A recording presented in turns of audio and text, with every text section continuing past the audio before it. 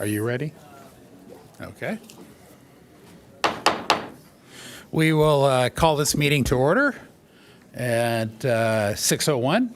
And step two is roll call. Absolutely. Councilmember Lyons? Here. Councilmember San Antonio? Present. Councilmember Schaefer? Here. Deputy Mayor O'Hara is not here at the moment, but we will note when he does arrive. And Mayor Ehlers. Here. Record will show that all members of the City Council are present with the exception of Deputy Mayor O'Hara. And please note that item 4A has been removed from the agenda and will be re-agendized at a future meeting. Okay. Item 3 is Pledge of Allegiance. If you can, would you please rise and join me in the Pledge of Allegiance? Ready? Begin. I pledge allegiance to the flag of the United States of America and to the republic for which it stands, one nation, under God, indivisible, with liberty and justice for all. As the clerk said, item 4A we are not doing tonight, and so we'll move on to oral comments. How many oral comments do we have? We have 10 speakers under oral communication. Great. 10 speakers. We usually, oral comments or public comments that are not on tonight's agenda, we allocate up to 30 minutes for oral comments at the beginning of our regular meeting. Speakers typically are granted 3 minutes to address the council with no time donations permitted, and the chair has the authority to modify this limit. Tonight we have 10, so we'll go with the full 3 minutes and do them all right now. And I'll call you up 3 at a time. And just a reminder, once oral communications begin, we will not be accepting speaker slips. First 3 speakers, Elena Thompson, followed by Molly Hantlian, and then Scott Campbell. And if you're next up, could you queue up in the front row? It'd be very, very helpful and save time for everybody. Hi, everyone. Oh, is this on? Wait, Hello. now you are. Hi, everyone. Happy New Year. And thank you for your past year of service. I wanted to congratulate you on your very solid strategic plan overview last week. That was awesome to take note of your successes, your fiscal responsibility, and the positive path forward that this new council is taking our city. So thank you for that. Your community-based focus is fantastic versus a socially based focus. And people really appreciate that, as well as the return of balanced decision-making. We like that, and the lack of partisanship and antagonistic dealing. So keep up the good work. I want to encourage continued focus on the primary duties of local government. Sometimes we tend to stray from the reservation or experience mission creep. And public safety is absolutely the primary duty of government. And I'm so glad to see the sheriff here and really thank you all for protecting our public safety as well as code enforcement in Encinitas. Also, infrastructure, the functioning of our beautiful city. Did you guys see that sunset tonight? Our beautiful city. We really appreciate all of your investments and strategic plan focused on improving the infrastructure, including bike lanes and walkability in our city. Good job there, as well as economic development. Those are the primary duties of government, and you probably don't have time for much more than that. So the economic development, sand is a big one. We need sand on our beaches, more sand on our beaches, a thriving community and business district, and jobs here locally. And that's really the best way forward for our city. So thank you, guys. Keep up the good work. Cheers.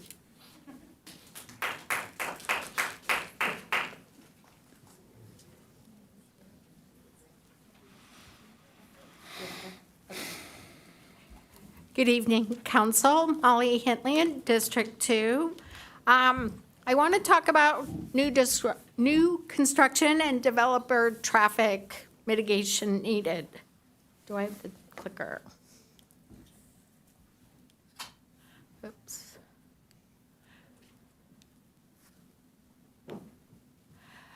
This is not a one-day project. This is moonlight. I'm not sure what the calculated amount of landfill that's being removed, but it definitely exceeds 8 feet in height of landfill for the 4.9 acre piece of land. So easily 30 feet in height of hillside is being removed currently.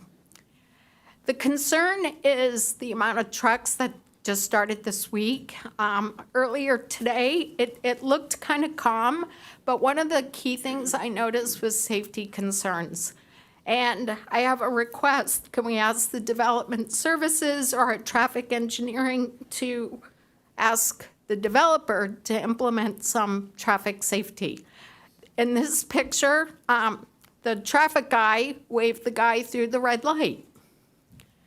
And he was trying to get as many trucks through that turn because on average, what I observed was, sorry, I keep going backwards in the wrong direction.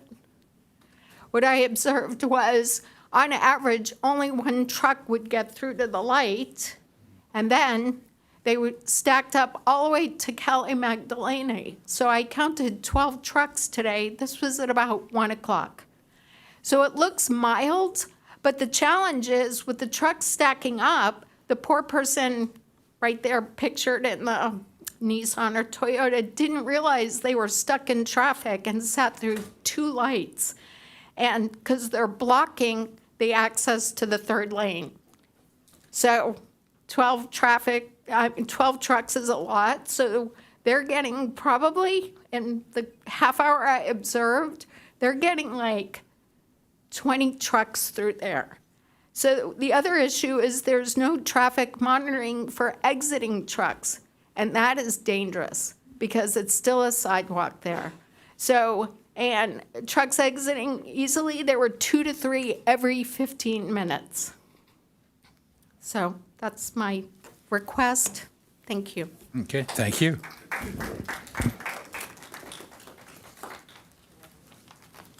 Thank you, Molly. Okay, my name is Scott Campbell. I live in Encinitas District 1. And first off, I have to tell the council that previous councils had the will to resist public pressure in this here room many times. Not supporting law enforcement is the same as encouraging lawlessness. But that's, and I'm going to stay with decorum. I'm not going to talk about any agenda items. And I ask that to stay with this. We're going to get sand from the Botaquitos Lagoon. I asked the council to look into the quality of that sand because active inspections show that it's 1/2 to 2 inch sharp cobbles, which is not beach quality sand. And as Molly showed, that sand dirt is probably better, but I'm not sure if that's beach quality either. It's red. And once again, these developers are literally selling Encinitas. They're digging Encinitas up and shipping it out. It's even worse than the houses. They're literally digging us up. Mr. Mayor, I ask you to ask the staff right now if on the streetscape, if parking is allowed in the pedestrian path area that's adjacent to the railroad tracks.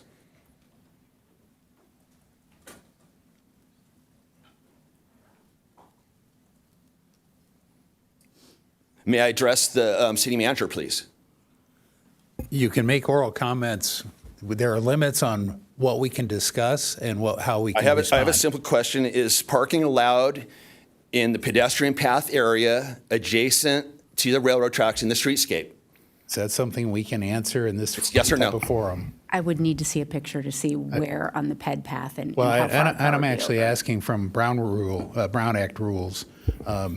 The oral comments have not been noticed to the public, and therefore they opponents of an issue can't be present. So we cannot get into a dialogue, but on this kind of question, is this within the realm of something we can answer? So, Mayor, typically we allow the speakers to speak their full 3 minutes. If they have questions, comments, it'll be then up to the council itself to decide whether or not it wants to refer something to staff, either staff to come back with information on it, or if staff can provide a brief response. But that's up to the council to decide, typically after the full 3 minutes is done. And That way we typically- don't have it engaged in a back and forth. And I believe also that the council would direct the comments through the chair. Correct.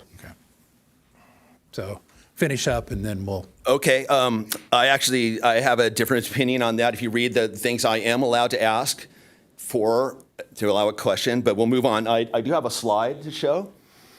This is regarding the Leonard property on Plato, and people have asked to put a fence up for various reasons. why is the fence in city property? I did a record search today, and there is no permits, there's no anything indicating this, why the city put up a fence to support private property on the city property. And that's all I have to say. Thank you very much. Okay. And what I'd like to do is direct the questions to staff and have staff respond to Mr. Campbell and copy the entire council. Next three speakers, Trina Priest, followed by Ellen Burr, and then Julie Thunder. Next. Okay.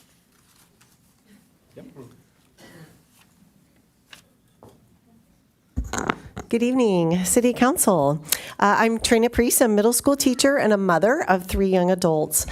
Since January is Substance Use Disorder Treatment Month, I want to shine a light on the role of marijuana consumption in increasing mental health problems for our young adults and the rise in the number of pot users who are those diagnosed with cannabis use disorders. Those experiencing cannabis use disorder are more likely to attempt suicide and less likely to finish high school compared with teens who had never used. Research tells us that age 12 to 25 is an especially risky time to smoke, vape, or consume marijuana because the adolescent brain is still developing well into early adulthood. During this period, neural connections within adolescents' brains are forming, getting reinforced, or being pruned.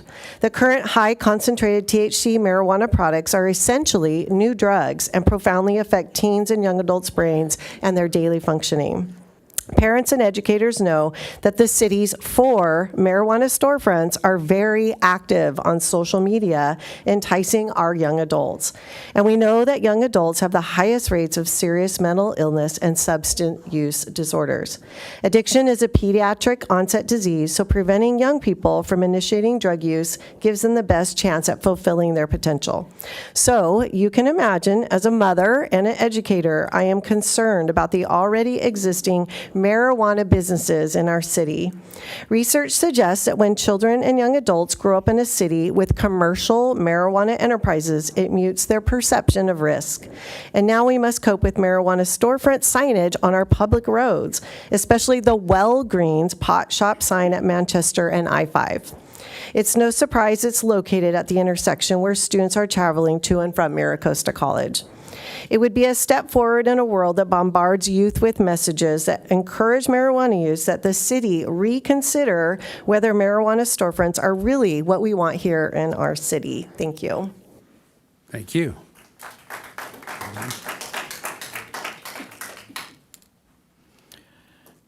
Good evening, Council. This is going to be short and sweet.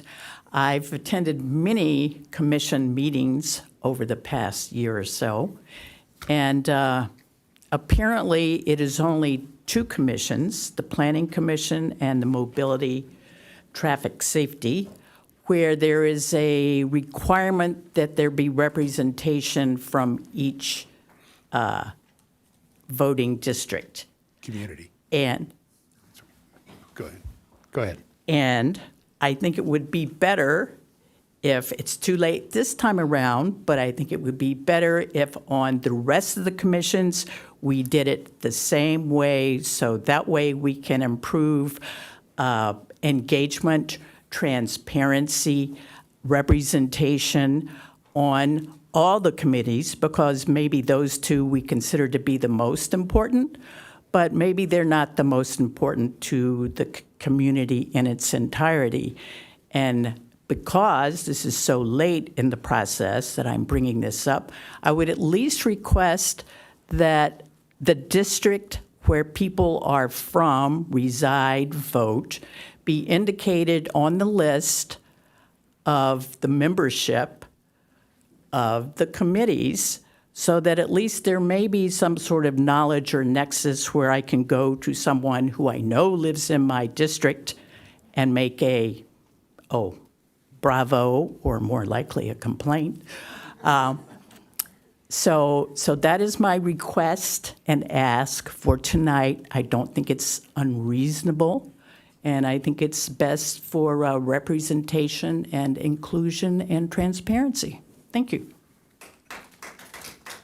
And I'd like to refer that to the clerk because I believe the hearing will be on the 11th when we have all the lists. Yes, February 11th, we'll Yeah, hear I- from the commission. I, for one, would like to see that information. Okay. so. Hi, Julie Thunder, Cardiff. At dozens of recent city council meetings, our state senator, Catherine Blakespear, has come to talk to you during oral comments or send her representative to spend 3 minutes sharing the good deeds that the senator has done, which is effectively campaigning. I've come up and addressed this before. I think it's rude and improper for her to waste your time and the public's time for campaigning. So I've decided that as long as that's going to keep happening, and coincidentally, the one night it doesn't happen, it appears nobody's here to do that, I thought I would share with you from the other side. This is Catherine Blakespear's Facebook page. She shows a picture of her and the governor touting gun safety laws work. If you can do the next page, please. But today on a social media post, it seems that she was inciting violence by speaking of what's happening with ICE and saying, quote, "Americans have a right to carry a gun." Yes, they do. But there's a lot of laws behind that. And for a state senator, to the beginning of the post is calling out people to support the protests. I'm not commenting on that. I'm commenting on a state senator that makes a statement like that. And I'll keep coming to point out the other side of the equation for any politician, as long as they use your time to campaign. And I'm sorry to waste your time, but I'll stop when they stop. Thank you. Final 4 speakers, Raul Villamar, followed by Jeff Shade, Maria Ardance, and Ron Medak.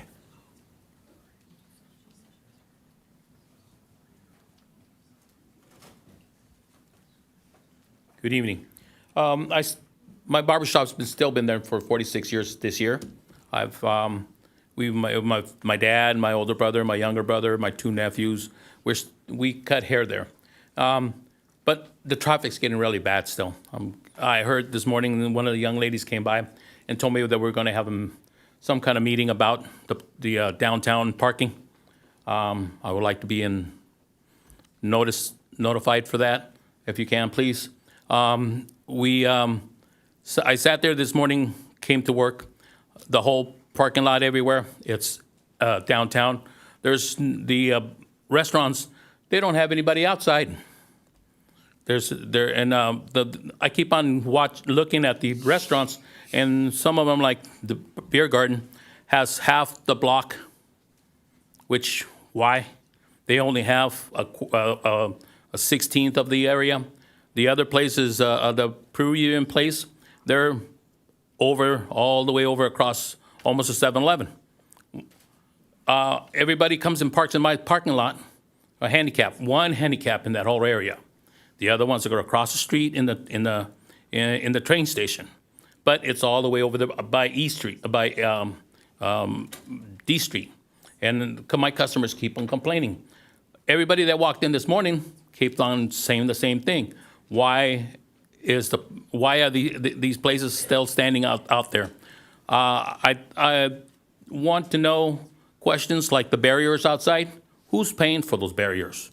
I heard that the restaurants aren't paying for them, and they're paying $2.85 a square foot. Where in Encinitas are you going to have property that you're going to be paying that amount of money? Everybody else is $18, $12, up to above that. And you know, when is this meeting going to happen? I heard this morning that the young lady was telling me that they're going to have a meeting, and I just want to come to it, and hopefully you'll let me know. Thank you. Yeah, thank you.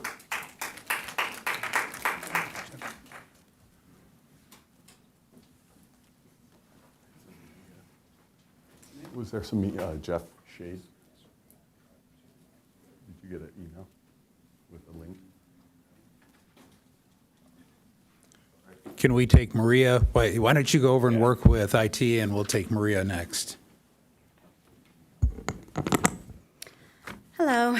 So, giving people grace. It's safe to say that none of us have phrased everything perfectly, whether it be from an off-the-cuff, passionately phrased figurative language, or a single word or entire sentence from a scripted speech. Last week, I was honestly shaken when a scripted speech was delivered by someone who expressed what crossed into dangerous rhetoric, intentional or not, but I would like to give that person enough grace to believe that she didn't intend for it to come off that way. We've seen in other cities what happens when feckless leaders encourage their citizens to interfere with law enforcement activities. Lawlessness is not Encinitas. Encinitas residents are peaceful in her discourse. It's sad enough when we hear members of this community calling each other divisive names, but to suggestively question whether anyone would bring arms to local protests to defend neighbors from ICE, that takes it to a level that's not reflective of Encinitas values. That type of inflammatory rhetoric must stop immediately. The last thing any of us want to see is our typically peaceful community members turning themselves into unlawful agitators, or to turn Encinitas into a lawless and shameful spectacle of violence. Perhaps this would be a good time for the city to work with our sheriff's department to compile an educational PSA which details what classifies as legal, peaceful protest, and what is deemed riotous or illegal behavior during protests, and what the consequences will be for illegal behavior in our city. I appreciate your mindful and balanced approach to leadership, supporting our law enforcement, and maintaining community safety. On to another safety topic. January has been National Human Trafficking Prevention Month. These vile crimes against humanity happen not just globally, but right here in our own backyard. In fact, this past week, there was a large statewide operation combating human trafficking, which yielded 120 arrests. Of those 120, 100 of them were here in San Diego. California ranks highest in trafficking cases within the U.S. year after year. And in the past 24 hours, a Lakeside teacher was arrested on multiple child sex abuse charges, and a La Costa Canyon high school teacher today was arrested for possessing child porn.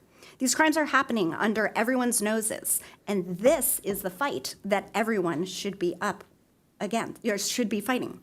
The San Diego Human Trafficking Task Force is a collaborative effort among many law enforcement agencies in this fight. There are many other organizations also positioned to help rescue victims, as well as to provide support, educational training, and efforts to combat this global issue, including Our Rescue, National Center for Missing and Exploited Children, the National Human Trafficking Hotline, and the California Department of Justice Victim Services Unit, who works in conjunction with the victim services providers all across the state to provide victim-centered, trauma-informed, and culturally sensitive support services to all crime victims. Thank you. Or 911. Thank you.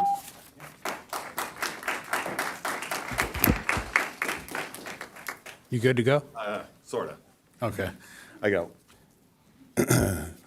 Council, Mayor, thanks. Jeff Shade from Leucadia, small business owner along the 101. And I came in today to raise awareness of the ongoing issues that are happening right by, basically from everything from La Costa down to Leucadia Boulevard during streetscape. The current conditions are really, really, really treacherous. And if anyone's driven that, they understand it. And there is some safety measures going on, but absolutely inadequate, completely inadequate. My store sits in this area, and I'm going to have better pictures and better presentation next meeting. But the current situation, even without rainfall, is treacherous. And we watch every single day near accidents. There's about 2.5 to 3 feet of space from businesses' actual property line to an imaginary line that was drawn by the city that delineates where the sidewalk is, and then 35-mile-an-hour traffic.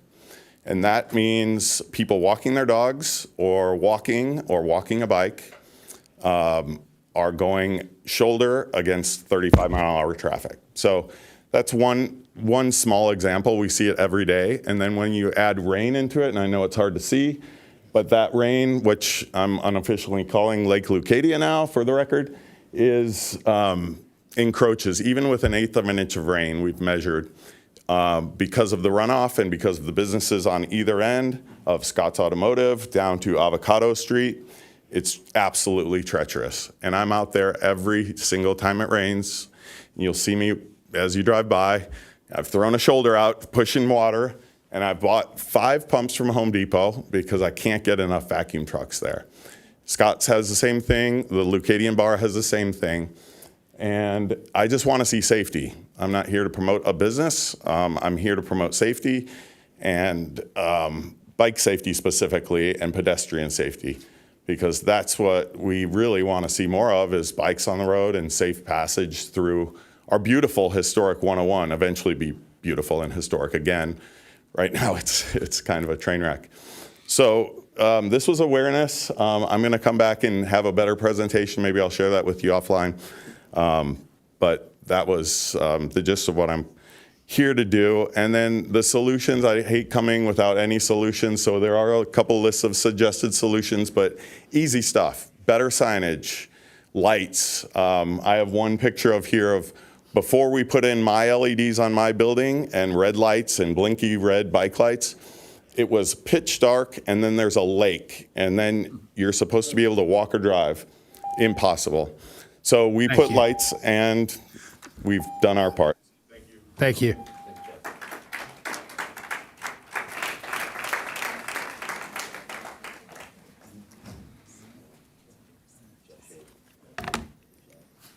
Leucadia cycle overhead. Ron Maddock, Liebenhain. Happy New Year, Council, and congratulations on a great first year. I'm looking forward to the second one. I wanted to just speak briefly about a fire-related issue. It's come to my attention a couple of times that there is a question about whether or not Encinitas, and specifically Liebenhain, have enough water supply to be able to fight a very large wildfire. I think that's one of the biggest Achilles heels that we have in our town in terms of fire, is a large wildfire coming from the east. So the Liebenhain Water District plays a key role. We know that in Pacific Palisades and Lahaina, which were the 2 major of 3 wildfires that we can think of off the top of our head, lack of water supply was decisive, or at least a very large factor in what happened and disastrous results. And I think none of us want that to happen or even be possible in Encinitas. So I'm requesting that the City Council ask our water districts to provide a report that will delineate what their response will be and if it's adequate. And if so, and if it's not, then also to tell us what we need to do. And then let's get to work and start doing it. If it requires new reservoirs, new pump stations, new pipes, let's work it out. I'm sure that we can develop a plan, find the grant money, the other money that we need, and make us as impervious as possible to a large wildfire. Thanks. Yeah, and I will refer that to staff, but I also comment that we had the Public Health and Safety Commission. That was actually their first task, and they came back with comments on that. So I think it's been a question we were aware of and asked and answered, and we have work to do. A Liebenhain Water District has work to do. So was that the last? That does conclude oral communications. Okay, that brings us to report from closed session, and Ajit, would you please report out? Thank you, Mayor. We had a closed session at the special meeting at 4 o'clock, but there is no reportable action from that. That concludes my report. Okay, very good. And then City Clerk, changes to the agenda, item 7. Just to remind everyone, item 4A was removed from the agenda and will be re-agendized to a future meeting. And then moving to the consent calendar, item F and G have been pulled by members of the public. Okay, F and G, and does anybody on the council want to pull any others? Looks like no, so I'll entertain a motion to approve 8A through 8E. Motion to approve. Second. We got a motion and a second for those.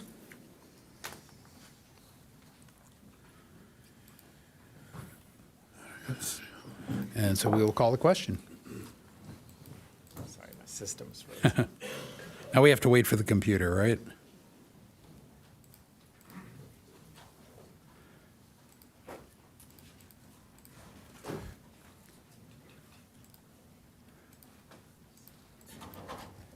Surprised you got pulled. You should get there. Sorry about this.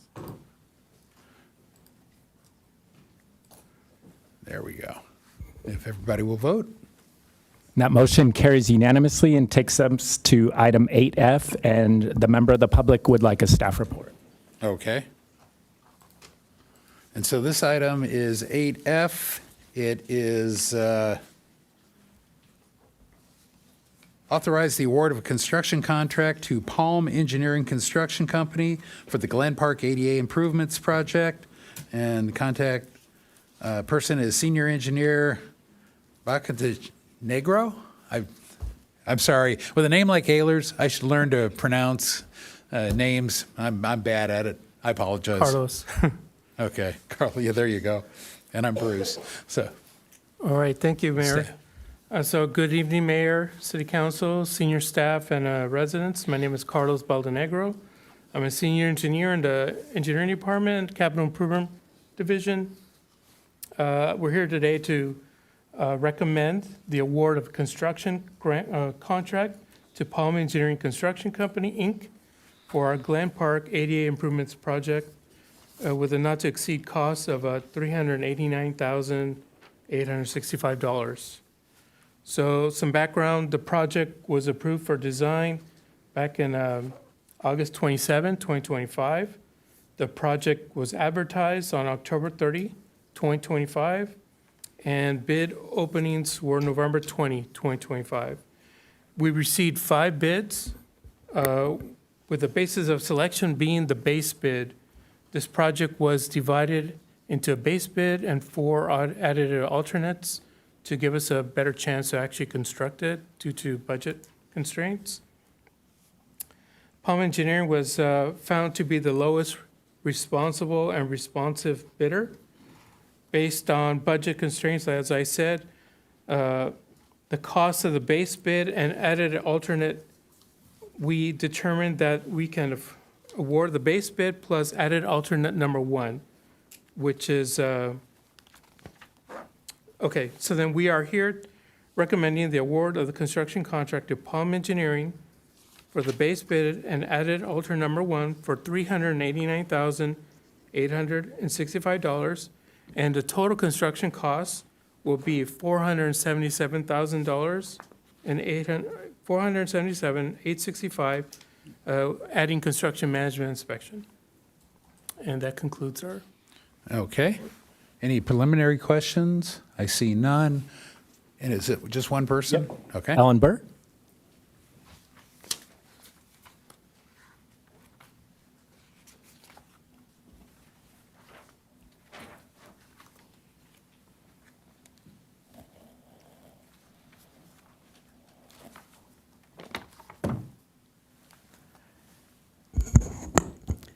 I'm asking you to table this. I don't expect you to do it, but I'm asking you to do it. This has been on the books for at least 7 years. In that time, we have had proposals come up to redo the actual little park area of it, and it's probably going to be coming here within the next 6 months.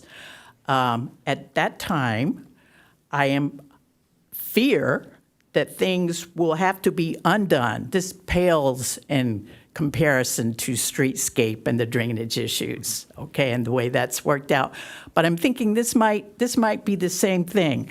Number one, I was one of the original ones to go to these meetings, and I tell you, I really almost regret pointing out the drainage problem, because what we're doing now is putting in if you look, you'll see my horrible handwriting where it says neighborhood open space and dog park adjacent to the seepage pit, which is really a French drain. So we're putting in a French drain to the tune of over $100,000 to protect the sidewalk. This is not dealing with the drainage problem.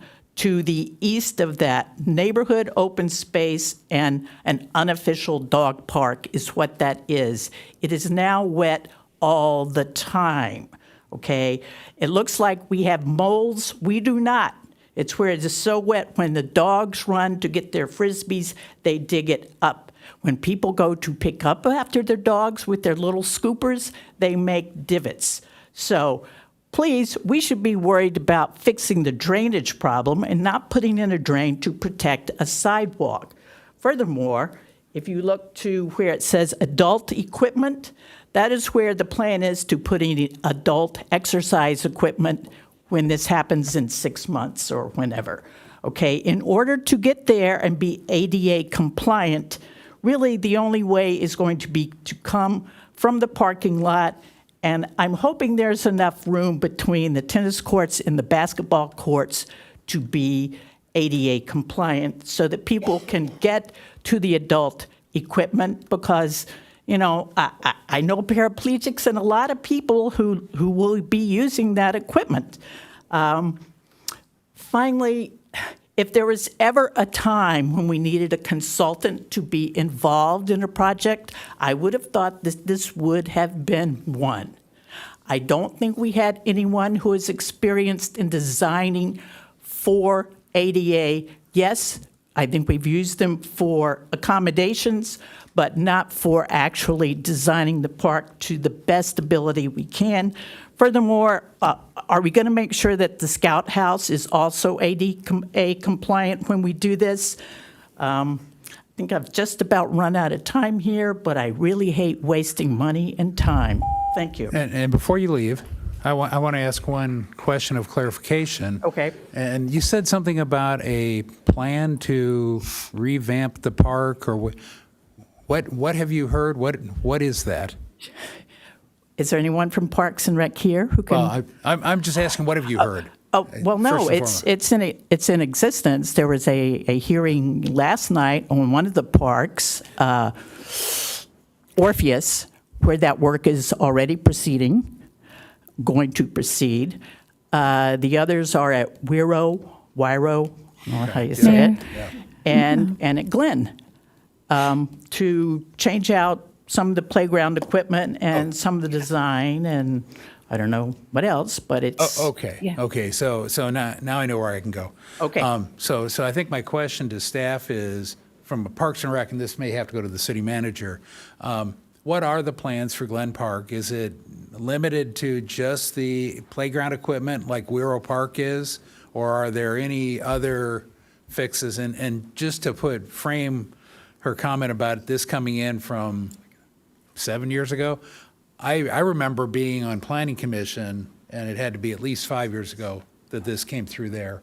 And so it has been in process for quite a while. So I can't imagine there's a reason we have to rush it if there is a coordination to be done. But I don't know, Dan, do you want to take a shot at this? Yeah, sure, Mr. Mayor. Dan Nutter, Director of Engineering. So at this point in time, there is no planned Park and Rec project for Glen Park that the engineering department's aware of. So the project that we have is strictly for ADA accessibility. And what it does is it provides accessibility from the parking lot to the restroom and the picnic area. So from a standpoint of, should there be a delay in installing these ADA accessibility needs, which, just so council understands, these elements are on our ADA transition plan for the city. I would recommend that we continue moving forward and having these installed. Again, there's nothing that I'm aware of that Parks and Rec has as a future programmed project at Glen Park that would conflict with what we are installing from an ADA compliance standpoint. Okay. And then I think the city manager would like to chime in. Yes, thank you. The Parks and Recreation Department does solicit feedback. We do playground replacement. So playgrounds are replaced depending on wear and tear and their age and the necessity. So we did one at Scott Valley not that long ago, and that was the inclusive park that we did because we got some grant money to make sure that children with special needs could use that. So yes, Wiro, Orpheus, and Glen Park. So they are doing playground replacement. Now, generally, it doesn't necessarily necessarily mean that they're going to completely change where the equipment is, because that's pretty much how the park was built. Sometimes there's the ability to add additional equipment depending on the cost as well, but that would be a playground replacement project. So right now, engineering currently would not be involved yet.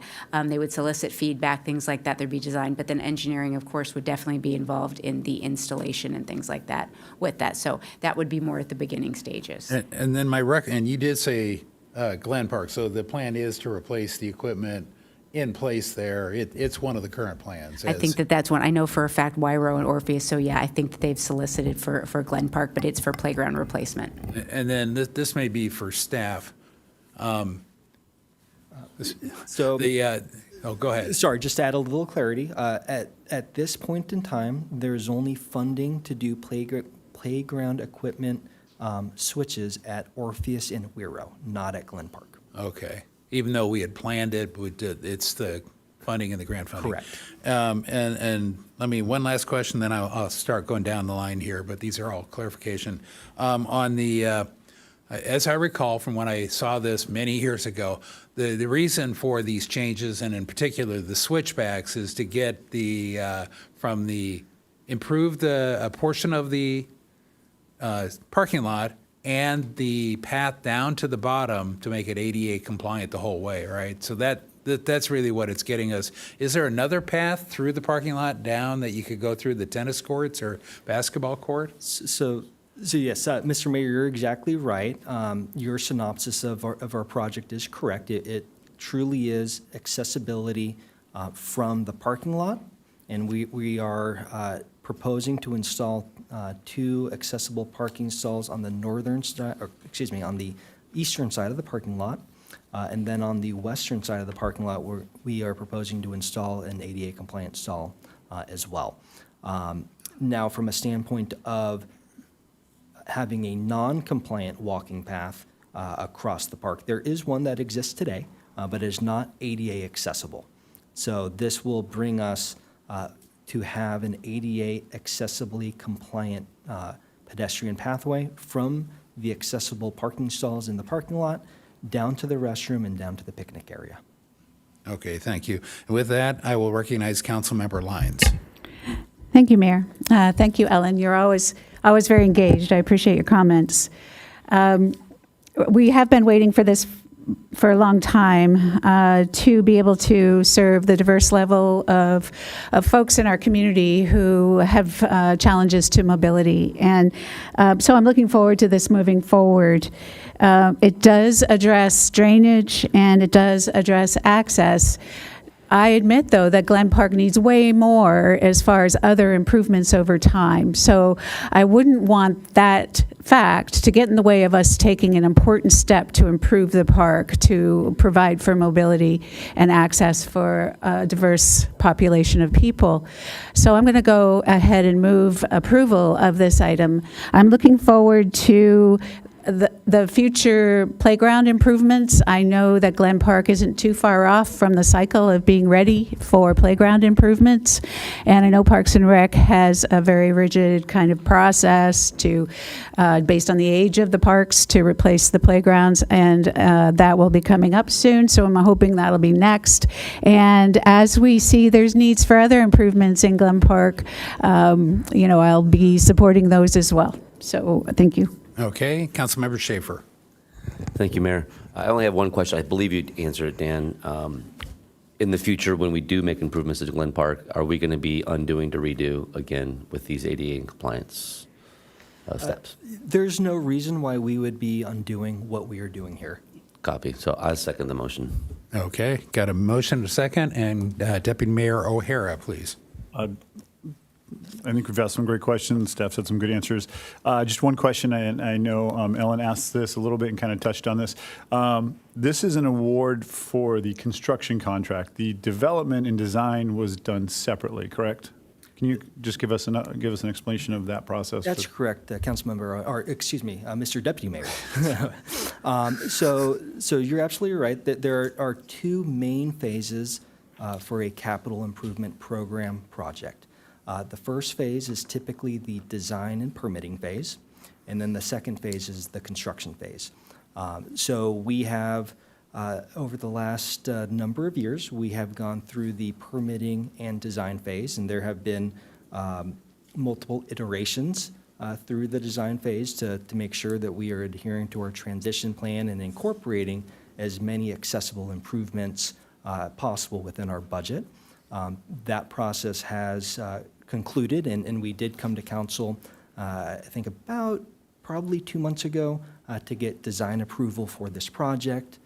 We have since advertised the project for construction, so now we're on the second phase. We're ready to start construction.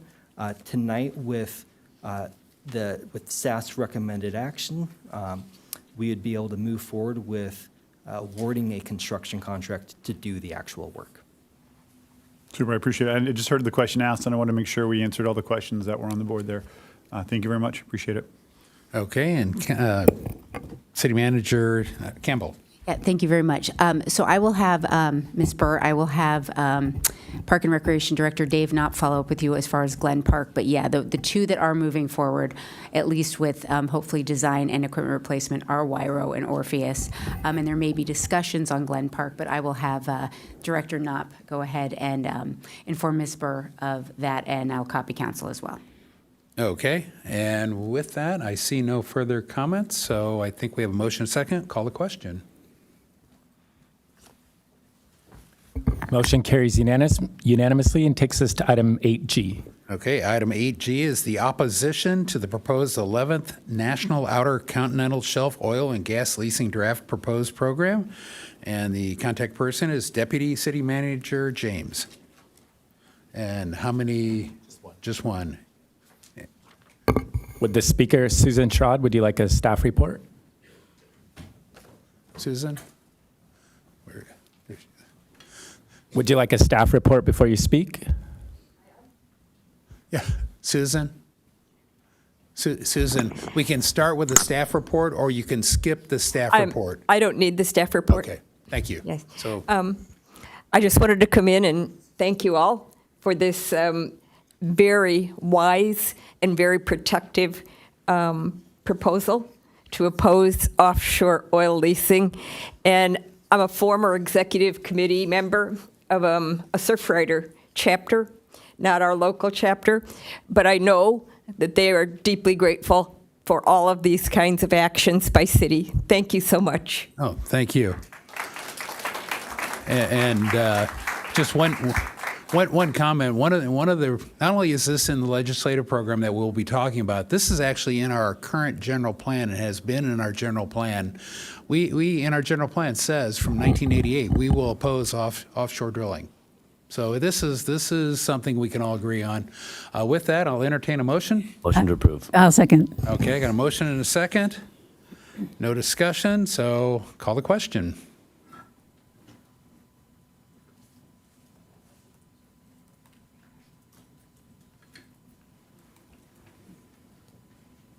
Motion carries unanimously and takes us to item 10A.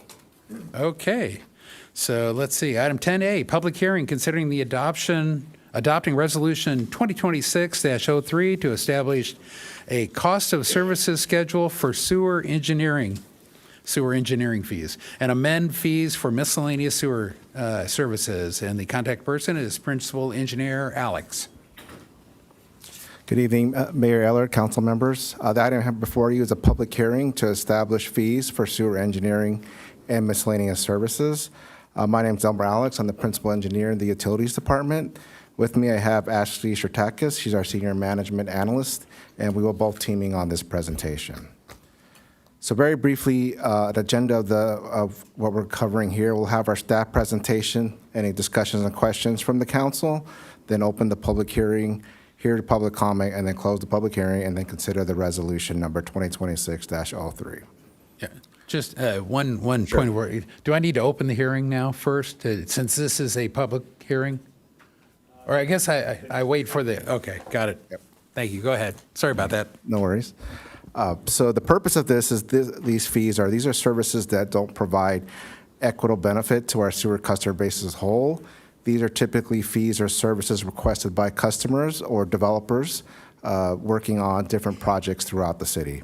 These include planning reviews, public improvement plan reviews, conflict checks, and also the sewer availability letters. These are typically approved during the planning process. And also sewer lateral inspection fees. These are when a resident or a property owner is repairing their sewer lateral.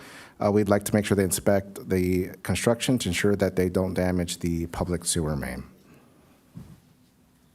And I'm going to hand it over to Ashley to talk about the other fees, which is the sewer reimbursement districts.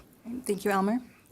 So the city's sewer division also provides miscellaneous services that benefit specific customers, such as establishing sewer reimbursement districts. So what this looks like is a resident or a group of neighbors might decide that they want to build a sewer line in an area that's currently not serviced by the city's sewer system.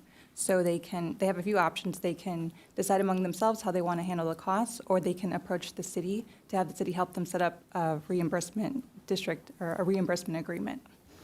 And in this way, they can potentially recover some costs. So they ask, once the sewer line is built, then the city accepts the line, and then staff establishes a sewer district or a sewer reimbursement district through ordinance. So as part of this process, there are adjacent parcels in the area. So I have an example here from a previous sewer reimbursement district that was set up last year, the Lang Sewer District, you might recall. So taking a look at this map, you see that there is the red line, which is a sewer line extension, and then all of the highlighted parcels are those parcels that are eligible to connect to the sewer line. And then the parcels with the green circles are those of the owner who paid to build the sewer line. So once a district like this is set up, any of those other parcels that would like to connect in the future would pay the sewer connection fee, and then they would also pay the reimbursement costs to the city, and then the city would turn around and reimburse the owners that are a part of that agreement.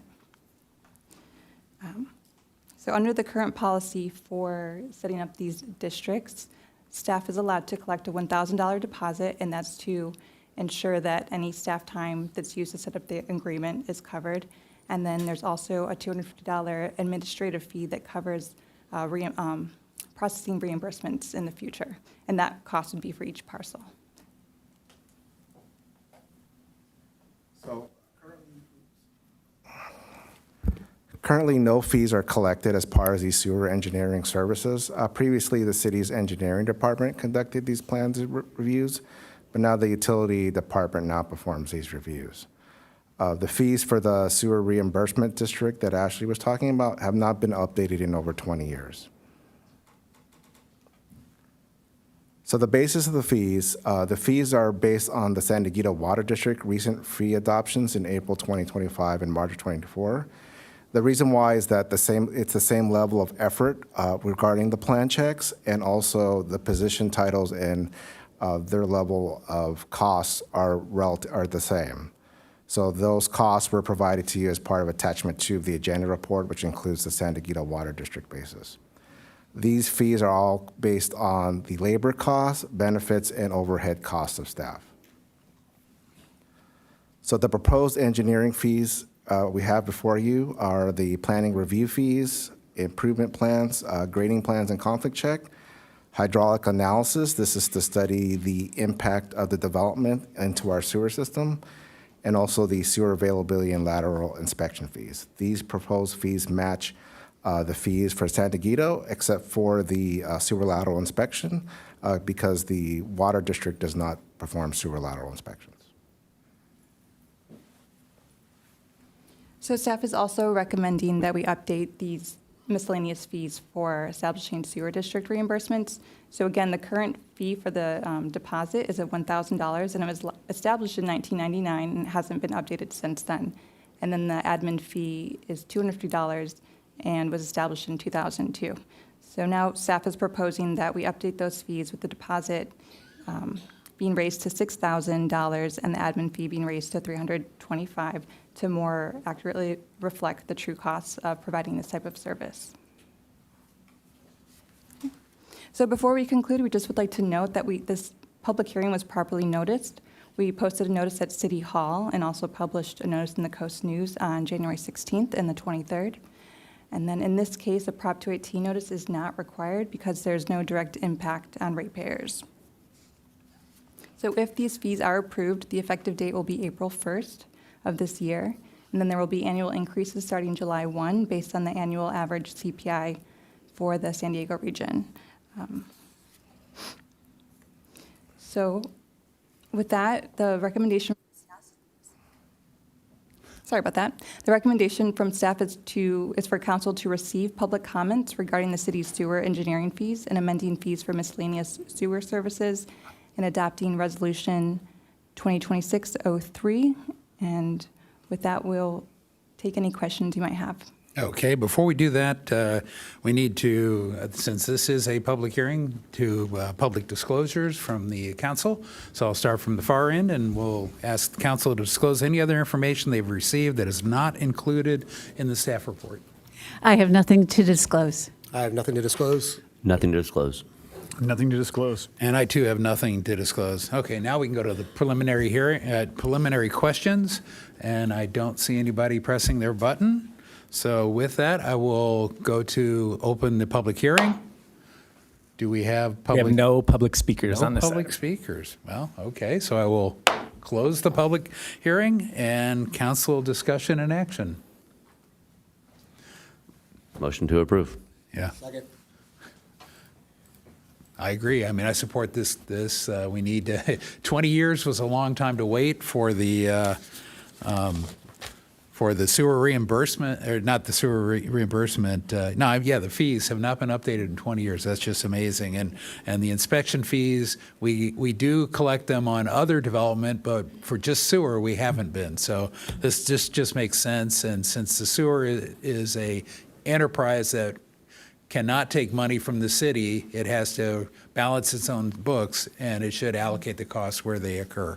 So with that, we have a motion. I'm sorry, Jim. Deputy Mayor O'Hara. Just a couple of quick things. I think it's important to note I did a lot of look into this. We talk about affordable housing and rising housing costs, and that was one of my concerns with this, was that we would be raising the cost of homes and making it harder to make this city more affordable.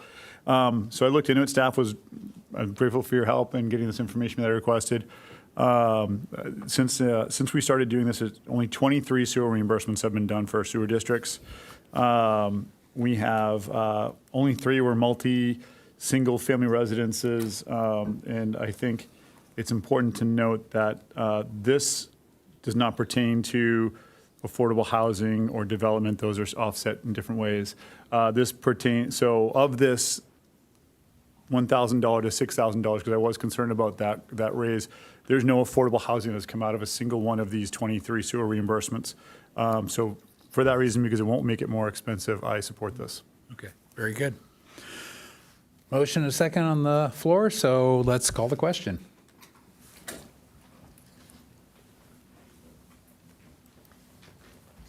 That motion carries unanimously and takes us to item 10B. Okay.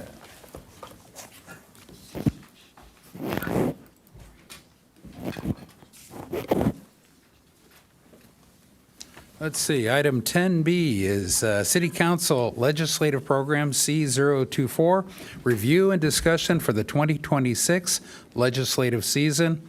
Contact person is Deputy City Manager James.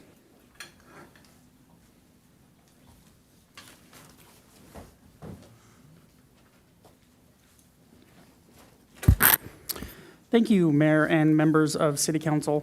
Mike James, Deputy City Manager, and this evening I'm joined by Jonathan Clay, who's our state legislative consultant, and together we will present the legislative program for discussion and then respond to any other questions that may come up. So if I may, we'll lead off with Mr. Clay providing kind of a quick summary of some of the state activities and as well as some of the legislation that the City Council has weighed in on recently. And then it'll come back to me, I'll do a quick overview, and then after that, we'll turn it back over to the Mayor and the City Council to move forward through the legislative program to provide active updates, which we can do here at staff table. But with that being said, I will turn it over. Thank you very much, Mr. Mayor, council members, Jonathan Clay, your lobbyist in Sacramento. I just wanted to briefly kind of go over some of the activity that's been going on since I was last here in December.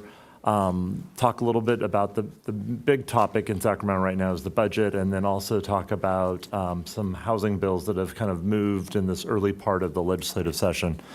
You may remember when I spoke to you last in December that the legislative analysts had pegged the state's deficit at around $18 billion for this upcoming fiscal year. I'll try not to put a lot of sarcasm into this, but magically the governor has pegged that deficit more at like $3 billion.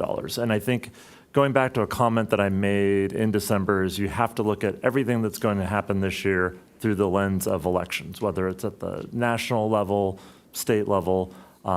So I think the challenge we're going to have in Sacramento is these dueling numbers. And I think if I had to read the tea leaves, the legislature will tend to want to go with the governor's number because it's just an easier number to have to get around as you go through the budget process. The problem is that just kicks the problem down the road, and both the Department of Finance and the legislative analysts have pegged ongoing deficits of anywhere between $25 to $35 billion in the next 2-3 budget cycles. So I don't want to sound like one of the five horsemen of the apocalypse here, but just we have a fiscal issue that we're trying to address in Sacramento, and likely this year will not be the year that we do it. We have a lot of initiatives that are out circulating and pending. The big one that's getting a lot of attention is this discussions around the millionaire's tax. One thing to just kind of remind you that top 1% of taxpayers account for about 40% of the total revenue that comes into the state. And so that's why you're seeing this kind of political hot potato with the governor coming out saying he doesn't support this, because this threat of even just a few billionaires moving out of California could have an additional significant impact on our general fund condition. And roughly 70% of the total dollars that the state depends on comes from personal income tax. So as the stock market does well, so does California. If the stock market stumbles, we have a really bad year. And a lot of the excess revenue that's coming in this year is around AI, and the legislative analyst is really kind of raising some red flags that they see the potential for a market bubble to pop around that whole AI industry. So I just kind of want to frame that again from a city perspective, and I mentioned this back in December. There's not a lot of direct impacts to a city from those state kind of shortfall revenue. I think it's more indirect in terms of, increased fees or delayed time for processing things through the state. A lot of those types of things. The county will feel a much bigger impact. Some of the larger cities will feel a larger impact because there's a lot of dependence in the big cities on what's called HAP, but that's the homeless, now I'm forgetting the acronym, but money that comes from the state to help with homeless shelters, addressing homelessness, et cetera. So kind of wanted to frame that up as the sort of the big kind of elephant in the room that we're dealing with in Sacramento. We'll have a better sense of the legislative landscape later in February. That's the deadline. February 20th is the deadline for all bills to be introduced. I'm really hoping we don't hit the high water mark like we did last year of over 2,500 pieces of legislation, but my gut tells me we'll be right back up there again this year. Speaking of legislation, because we're in what's called the second year of the 2-year session, there were bills that didn't make it out of their first house that were acted on in January. There were also bills that were gutted and amended in order to move in that process. One of those bills was SB 677 by Senator Wiener, which was categorized as a cleanup bill to one of our favorite topics here in Encinitas, transit-oriented development in SB 79. The bill, when it was originally amended, it showed up in print on January 5th, heard on January 6th. The city was there to voice concerns, and then the city had an official position on the measure at the following week at the next hearing. The bill's been amended substantially from that January 5th introduction, so I don't know if the language that's in the bill now directly impacts the city. It definitely has impacts for neighboring cities in San Diego. I will just put a marker for you that Senator Wiener's also introduced a new bill, SB 908, which will be an additional cleanup bill to SB 79, and I would guess that that will impact us here in Encinitas, and I think it will impact all the cities that are along that coaster rail corridor. So just wanted to kind of flag that. A lot of activity here in January. Things will kind of slow down again, and you'll start to see bills. Once they're introduced, they'll have to sit in print for 30 days, and you'll start seeing committee hearings March, but really the month of April is where you'll really see a lot of activity on all this legislation. So, and I will just throw this out for the council. If at some point the council wants to talk about some of the bigger picture water issues that are coming that could drive some of those costs, more than happy to kind of add that to a future presentation to kind of go over that kind of the legislation and the impacts that that could have. So I think with that, I will kick it back. Thank you, Mr. Clay. So that's a great intro into the legislative program for the city. And so as the city council recalls, in December of 23 was kind of the last formal time when the legislative program was introduced and discussed, and that created the 2024 program that's shown as attachment 1. Now, moving forward in April of 25, there was further direction by the majority of the city council by city council to form a subcommittee, and that was comprised of the mayor and deputy mayor to really look at the 2024 legislative program and to create a red line version that narrowed the focus and also updated the priorities. And that is the red line or tracked changed version that is shown as attachment 2. So now for this evening, staff would now turn it back over to the mayor and the city council for further discussion, and then really staff would rely on that direction on how you would prefer those updates to move forward, whether we do it as a live track change or staff can take notes and then reply with those notes. Okay. Thank you. And I have some opening comments to start off. If you could put up page 15, or Warren, if you could help them get page 15 of the report up there. I want to clear up a misunderstanding that I've seen. The section titled Promote a Just, Equitable, and Inclusive Community has not been deleted, as widely and incorrectly was publicized, and it appears unchanged on page 15, and this is the page with the track changes. So I just wanted to make sure it's very, very clear to the audience and to the public. A group was reporting that this section was deleted. There was a deletion. It was deletion of the title in the summary only. It had no impact on what the policy is. And it was incorrectly, inadvertently deleted out of that summary section. And I planned today to have it reinserted, the title. But literally, if you look at, but it's hard to read that page, but if you look at page 15, we haven't even changed a word in the section about promoting a just, equitable, and inclusive community.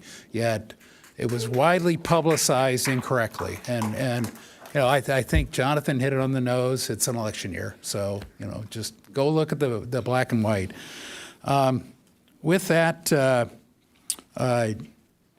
further, I'd like to introduce the item to some degree as far as what our goal was and what we're doing. The subcommittee edits would generally follow the following guidelines. First, we are trying to get back to the original 2008 intent when this policy was put in place. And when we went back and when I went back and read it, the original staff report said generally the city policy will address matters that are pertinent to the city's local government services and will avoid partisan, socially divisive, and or international issues. So we want to make sure this is what we're generally consensus about already. This document allows us to bypass the hearing and get letters out quickly. But if it's something that is divisive or not a consensus, then it should be here in the public forum first, then we can write the letter. So just because it doesn't show up here doesn't mean this body can't take a position on things. It's just we want to be clear that this is kind of, think of this as a quick executive action that can occur and then follow up later. So We also wanted to simplify it. It got rather wordy in 2019 when it was updated, and quite a few things. If you go back to the original one in 2008, it only had the summary bullets. It didn't have all the detail down below. And there was a lot of redundancy in there that we cut and paste, and hence the problem I had with lining things out as I was did the one edit that I made the mistake. And then finally, it needed to align better with our general plan. Our general plan is that document that we follow, that was voted or brought by the city, adopted many years ago, gets modified slowly. It is typically called a comprehensive plan. And we also want to make sure we are abiding, or that we are in agreement with our updated homeless action plan and our updated, or soon-to-be updated climate action plan. So, as I said, the general plan is our city's constitution and really should inform our long-standing legislative policy. So with that, I will open it up to questions first of clarification, then we'll go to public hearing, and then we'll come back and deliberate. So Councilmember Lyons and O'Hara, you're next. Councilmember Lyons is up next, according. Yes, mine are not preliminary. Okay, not preliminary or deliberation? Preliminary. I will just say a couple words as preliminary. And I wonder if we should spend a little bit of time looking at what these legislative policies are intended to do. And I know you referenced back to how it was set up, what the intent was, and I think that matters.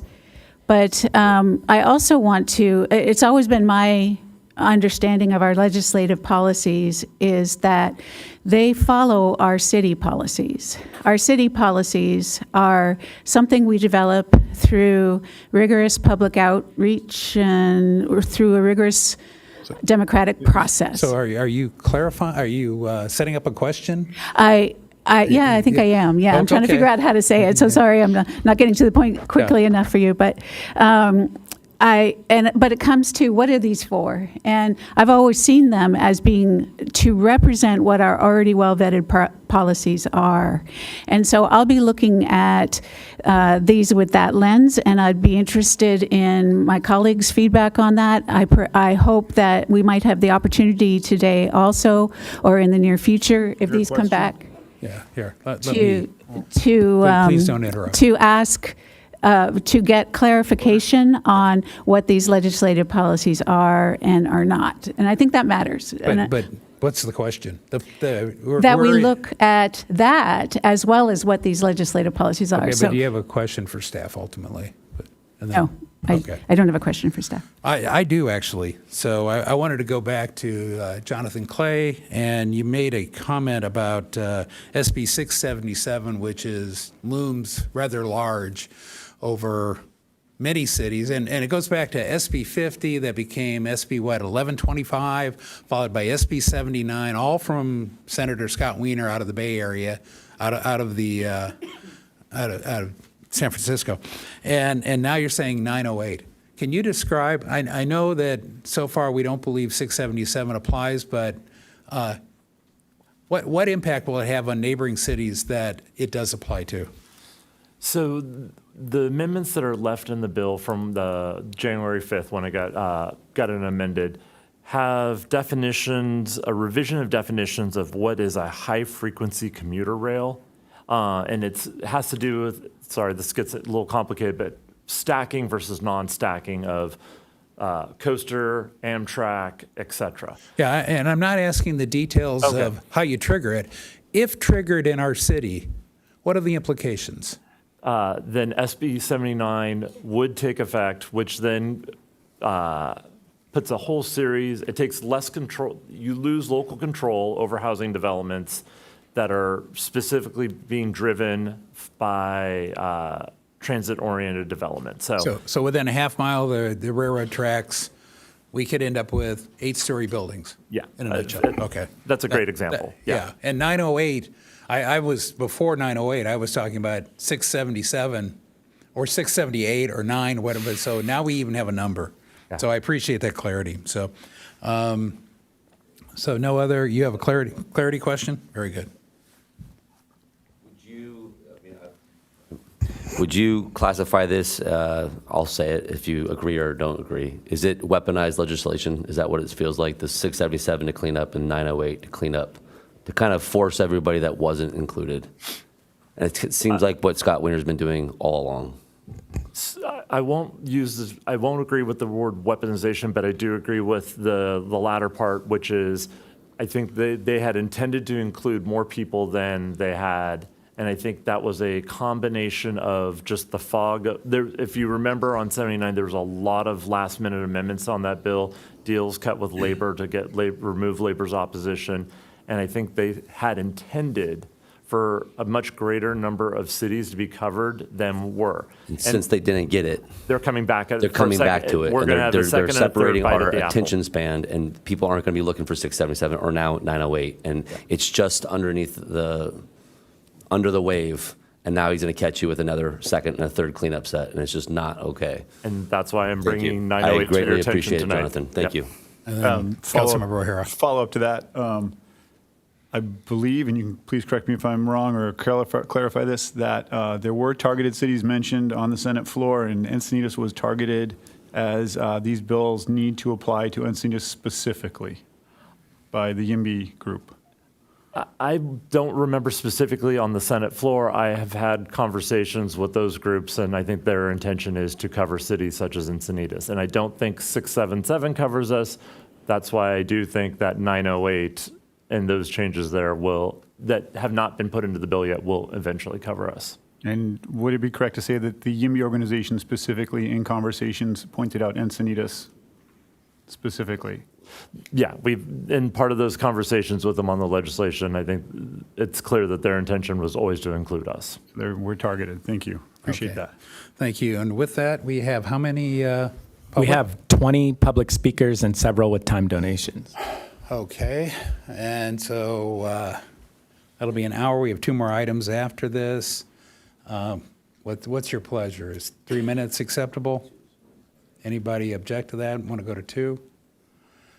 I'll go with 3. I want to hear the public. Obviously, if it's been said already, we'd appreciate any speeding it up. We all have to be here, but we'll go with the full 3 minutes for the 20 people. We'll be a little over an hour. So no time donations? Oh, no, with time donations. I'm sorry.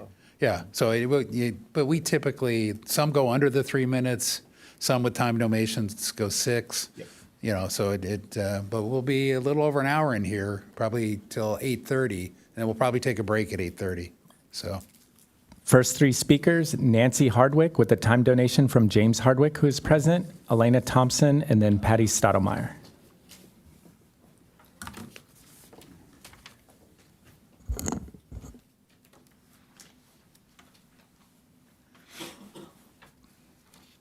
Good evening, Mayor Ehlers and council members. I'm Nancy Hardwick, an Encinitas resident for more than 40 years. I'm a mother, a grandmother, and a volunteer with Moms Demand Action for Gun Sense in America. Moms has more than 11 million supporters nationwide.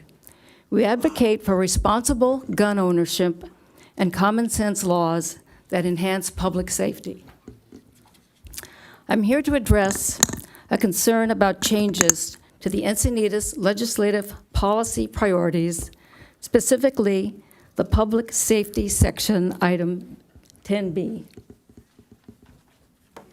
Encinitas has become one of the safest cities in San Diego County, thanks to our professional law enforcement team and new city firearm ordinances.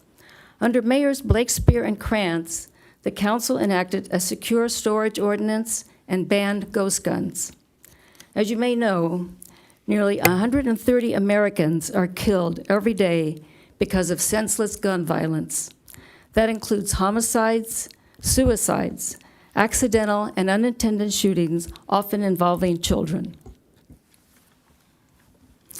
Research has shown guns are now the leading cause of death for children and teens in the United States. Secure storage prevents young people from accessing guns and also reduces the rate of suicides. Ghost guns, which are now banned in Encinitas, are untraceable weapons constructed from parts ordered online.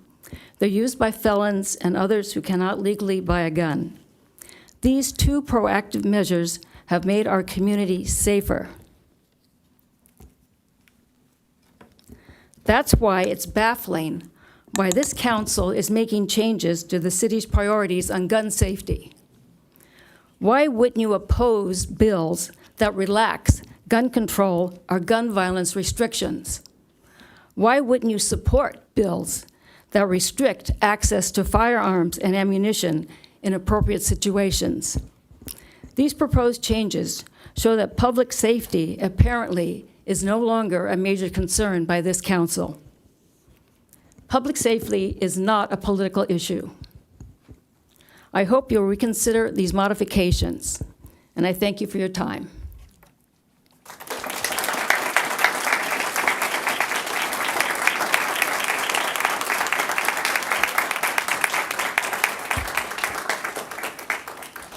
Hi there, Elena Thompson.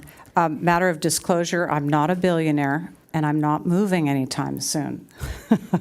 So I wanted to just clarify this agenda item because I'm one of those people who've followed it since 2008. And what I noticed is there's a lot of confusion, and I think the mayor tried to set it straight here at the beginning. But I saw 127 of the same letters in the public comments, and that showed the confusion and frankly, anger. And so I think what I saw before, since 2008, and what I've studied in other cities, is other cities have a one-page legislative priority sheet. Why? Because their general plan and their strategic plans, in fact, do guide the city in the direction they're going.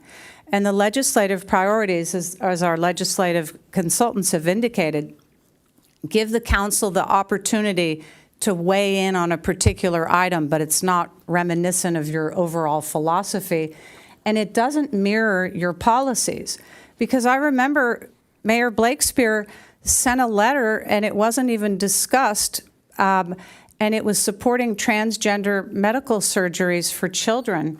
And people were outraged. We were never given a chance to even have that vetted in the public eye. So this is not the big deal that I think people might think it is here tonight.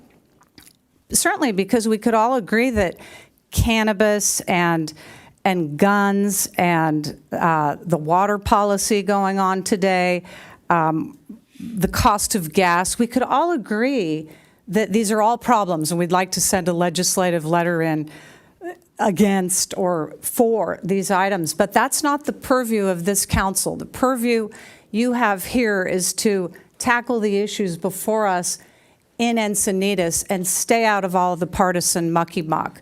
So I just wanted to point that out.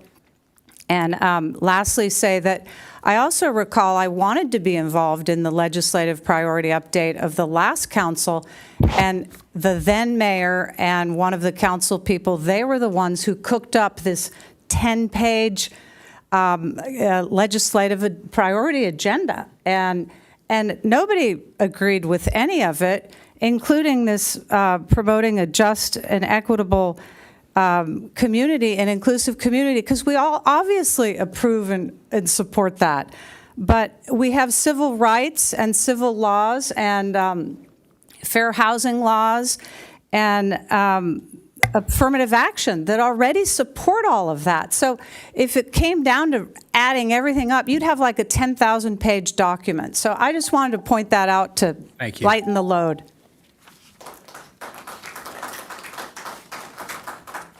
Following Patty Stottlemyre is Paul Traus with a time donation from Jeremy Manger. Are you present?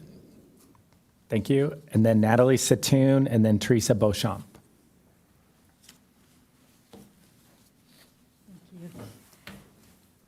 Council, Mayor, I appreciate what you've done with this.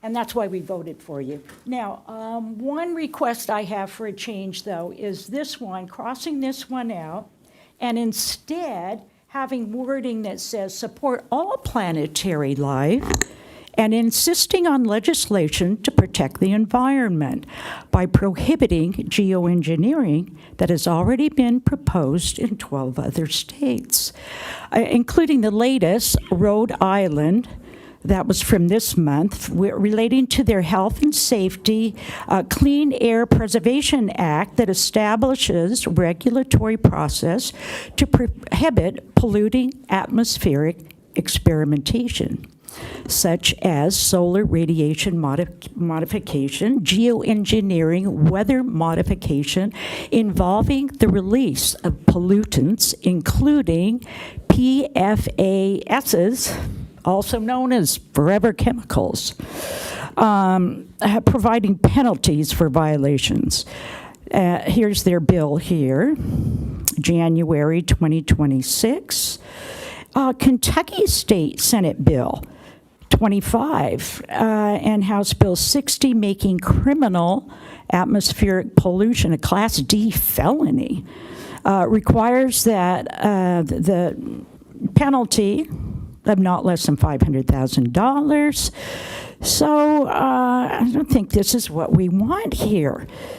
And here's a patent from January 2022 for reduced graphene oxide for ice nucleating particles for cloud seeding, which can initiate ice nucleation at temperatures minus 8 degrees. Oh, graphene, yeah, that's a semiconductor. That'd work good for the 5G on the lamp lights. U.S. federal law allows for weather modification experiments involving the use of human subjects for testing of chemical or biological agents and open-air testing of chemical and biological agents. And so these laws should be repealed. Another thing that I really liked on your editing was this one where you crossed out for affordable housing, all income levels. Now, because back in 2020, look at this house here. Boy, that's pretty affordable, isn't it? $138,000, brand new house in Cardiff. And Thank you, many Patty. qualified low-income Thank you. buyers. Who Okay, was cut it it off. designated to? Thank you. Next. Yeah, thank you, Patty. Sorry, I have to cut off the microphone after the third beep, and I have to be equal for everyone.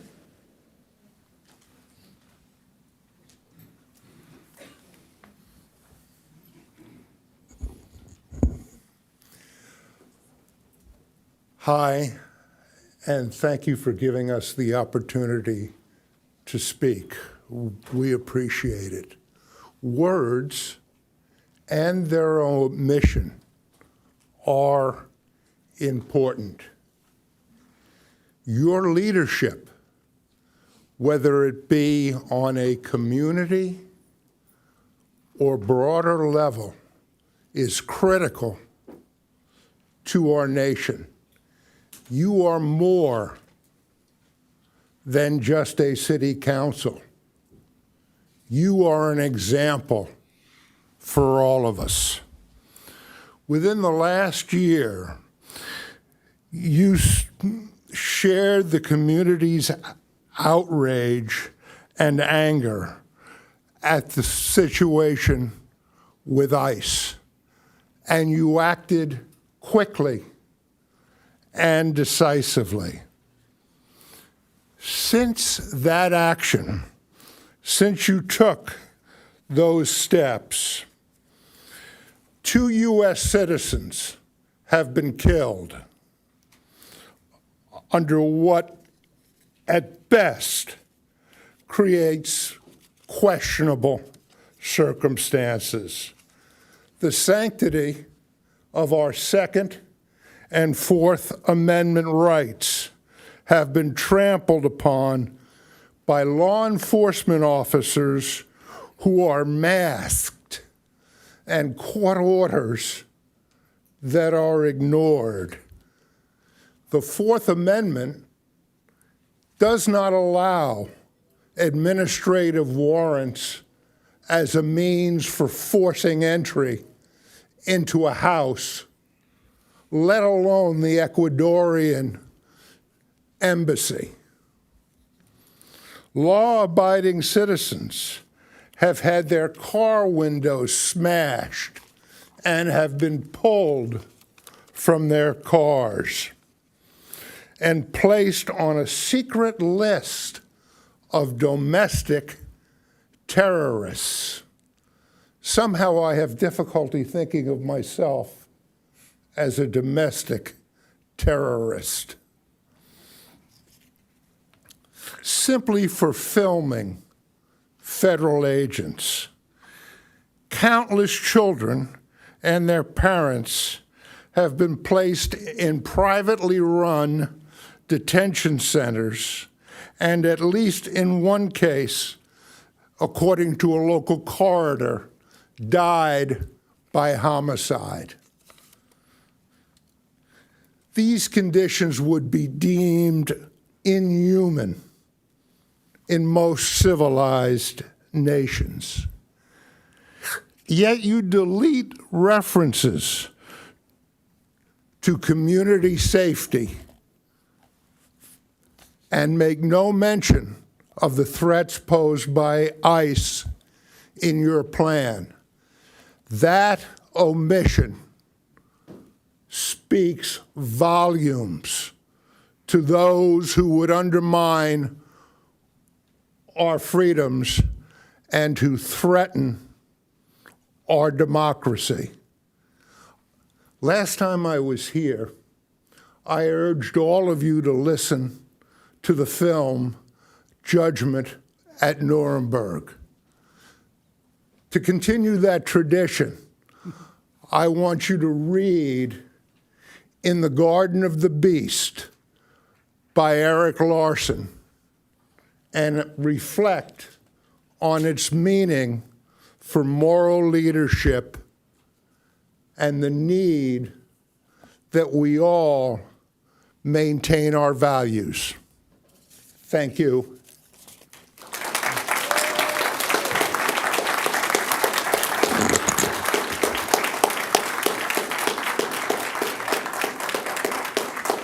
Hi, Natalie Satoon, Cardiff. We have lots of new faces here tonight. It's nice to see.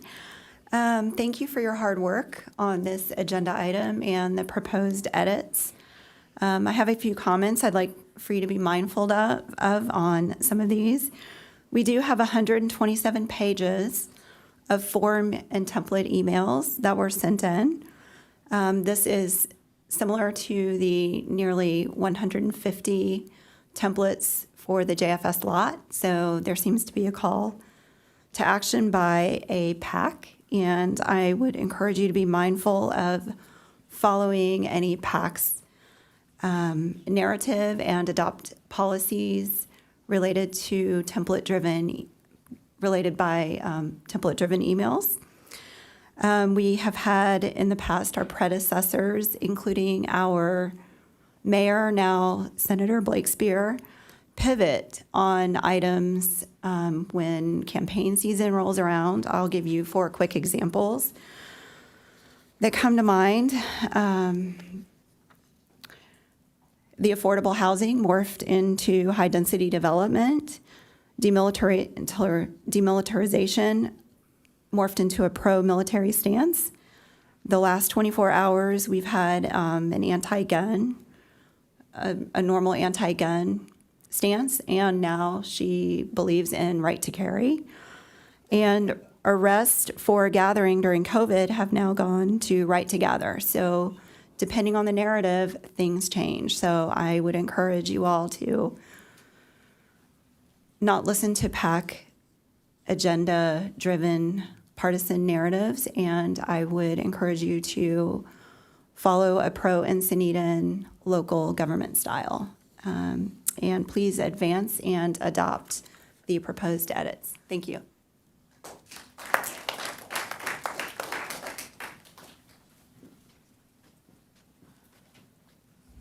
Good evening, Mayor, council members, city manager, and staff. I strongly oppose the removal of the requirement to support legislation requiring communication regarding threats to local safety from top priority legislation list. Deleting this mandate, which it's found on page 15 of the draft, isn't just a clerical change. It's a violation of the City of Encinitas Code of Ethics. In an era of aggressive federal enforcement, erasing transparency mandates endangers our residents. When agencies like ICE or Border Patrol operate without communicating with city manager or local law enforcement, the fallout is devastating. Economic instability, families lose breadwinners and essential vehicles, sparking immediate eviction risks. Public health decline, access to food and medical care plummets. Legal chaos, residents are left to navigate complex systems without guidance. By refusing to mandate communication, the council contradicts its own one city approach and the commitment to civic clarity. Leaders must act as a bridge, not a barrier. We must uphold Resolution 2010-15, ensuring officials remain responsive and unified in protecting all residents. This draft strikes out foundational values that make many of us Encinitas proud. I strongly recommend the council organize a community workshop to discuss these legislative priorities before any final vote. Transparency isn't optional, it's a requirement for a safe and ethical city. Thank you very much. Next three speakers, Patty Goodman, followed by Tom Keener, and then Kara Chine with a time donation from Therese Heimer. Are you present, Therese? And also Sandy Housley. Are you also present? Thank you.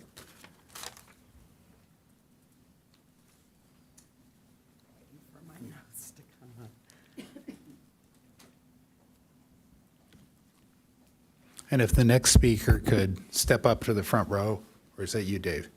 No, okay. My name is Patty Goodman. I would like to urge the council to leave the crossed-out items in the City Council legislative program. I am disappointed that you want to eliminate gun control and violence and access to firearms and ammunition. Our country has a gun crisis, resulting in unnecessary deaths. It is here in Encinitas. Women's and public health, there should be equal and available health care for all. We strive to be a welcoming community.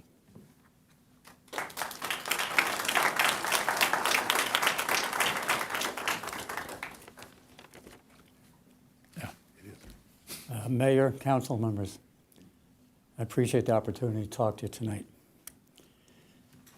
My name is Tom Keener. I live in Encinitas, along with my wife of 50 years. Our son lives in Encinitas too, with his family, and our daughter lives in University Heights. We're all proud San Diegans. My reason for being here tonight is to strongly recommend that you keep gun violence prevention and safer gun laws as top legislative priorities this year. And I want to tell you why. I'm a Vietnam veteran, a member of the local VFW. As an officer in the Navy, served on 2 different destroyers as a gunnery officer on one ship, as an electronics officer on the other. There are over 2,000 veterans living in Encinitas, and well over 200,000 living in San Diego. As you may know, suicide accounts for over half of the deaths by gun violence in our country, and is especially acute in our veteran community, with San Diego historically having one of the highest numbers of veteran suicides in California and in the country. We owe it to our veterans to keep prioritizing their health and safety. I've been an active volunteer with San Diegans for gun violence prevention for the last 10 years. I joined when I saw the rising impact of gun violence in our communities. As a husband, father, and grandfather, I want to make sure that we keep gun safety and gun violence prevention among our top priorities. Recently, some of our friends who have a son and a nephew at Brown University had to endure one of a parent's worst nightmares, wondering if their kids were the ones who were shot or wounded. Fortunately, they weren't. Physically, they're fine. I think emotionally, psychologically, they're going to be suffering from that for many years and probably for the rest of their lives. I have two grandchildren in the Encinitas school system. Both are graduates of Ocean Knoll Elementary School. One's now at SDA, or local high school. The other's at Oak Crest Middle School. I'm not now, and I never have been, one to believe that mass shootings and mass violence cannot come to our town, to Encinitas. Unfortunately, I think it can, just like every other place in our country. That idea that it could come to one of our churches or schools, frankly, frightens me. It's not the right word. It terrifies me more than I ever was in Vietnam. In summary, this is no time for backsliding on gun safety and gun violence prevention measures in Encinitas. I and all 10 members of my family Thank you. totally support prioritizing health. Got to cut you off at the third beep. Yeah, thank you.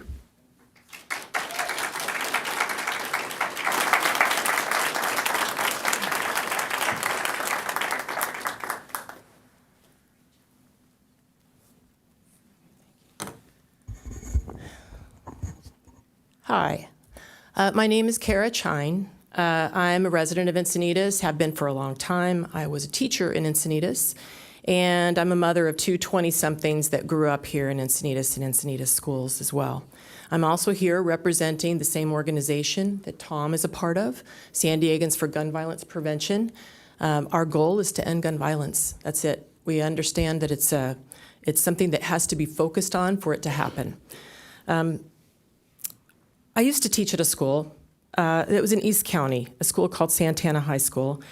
It was home to a deadly school shooting back in 2001, before they were commonplace and heard on the news every day. So you could say that gun violence first found me then, and then again as a mother, when things like Sandy Hook and Parkland happened and many, many, many others. That was 25 years ago, Santana. But the danger, the situation, it is just as bad. No, it's worse. It's much worse now. It's much more dangerous, and that's another reason I'm a board member of SD4GVP.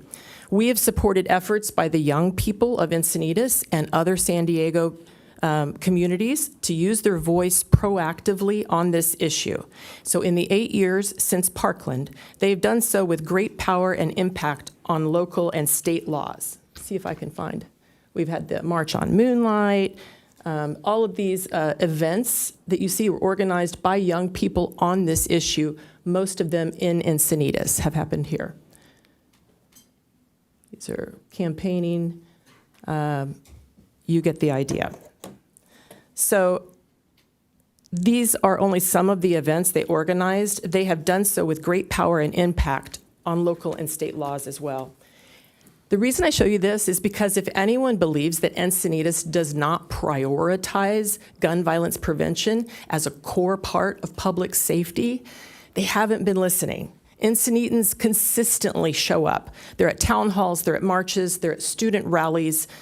They are all community events focused on gun violence prevention and the support of laws that protect us. This community understands the stakes, and it does not want protections weakened or attentions diverted from an issue that continues to cost lives. Now, I'm not going to pound you with stats about gun violence in our country. We all know. We all know it's bad.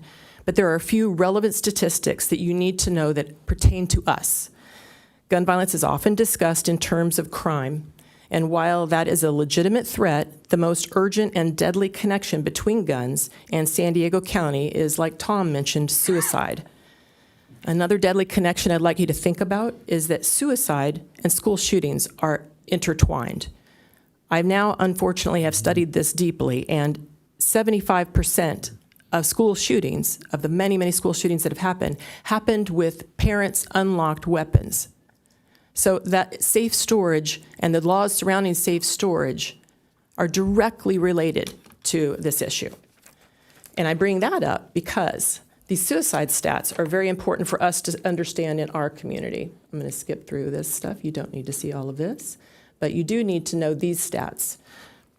In 2025, firearms, these are the most chilling recent pieces of information from the County of San Diego, by the way, just published.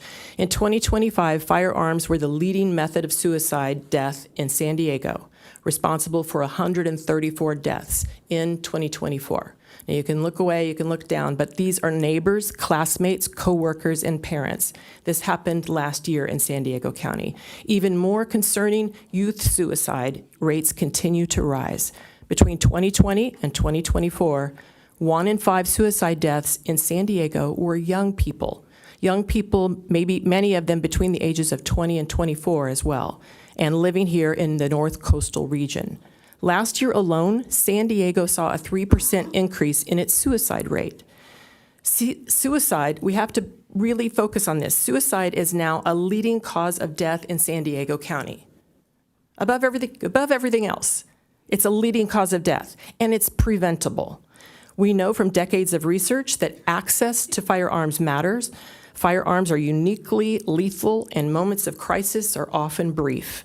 Whether a person survives can depend on what is immediately available in the moment, and that's why safe firearm storage, education, and consistent environment and consistent enforcement of that saves lives, especially with young people. Now, you're probably going, why are you going on about suicide, Kara? Nobody's pro-suicide. But cities have a direct impact on prevention by shaping what schools prioritize, what parents are taught, and what education community members receive. Cities have an impact on how effective state laws are. So some may say that California already has strong gun safety laws, so this issue doesn't need to be a city priority. We can't make everything a priority in our city, I heard a moment ago. But laws do not implement themselves. A city's priorities determine whether those laws are understood by residents, whether they're reinforced by education, and whether they're supported by our law enforcement. There are hundreds of state laws that get ignored because city government does not prioritize them. When a city prioritizes laws, it helps its citizens, it helps law enforcement, it helps first responders.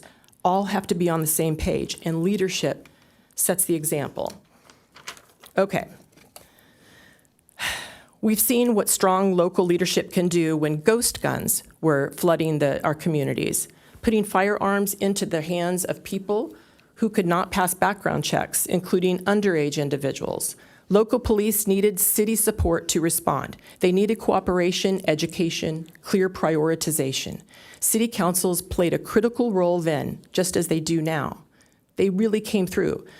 They reduced suicide, and likewise, they can reduce suicide, prevent accidental shootings involving children, decrease firearm theft, and reduce guns that are later used in crimes. Responsible gun owners understand this. They don't want tragedy any more than anyone else does. They want clear rules, consistent enforcement, and confidence that everyone is operating under the same expectations. As mentioned before, Encinitas has remained a relatively safe city because they have taken these issues seriously. They have put this through the filter because we have provided local checks, supported law enforcement, and kept our community informed about what increases safety and what increases risk. That didn't happen by accident. So tonight, we respectfully ask you, keep gun violence prevention, especially suicide prevention, as a top public safety priority. Doing so reflects the will of your constituents. It supports the work of law enforcement, and it acknowledges a hard truth that lives are still being lost and that local leadership matters. If ever there were a legislative public safety priority deserving sustained attention and clarity, it's gun violence prevention. Our young people deserve this. Thank you so much for your time, and thank you for your service to this community.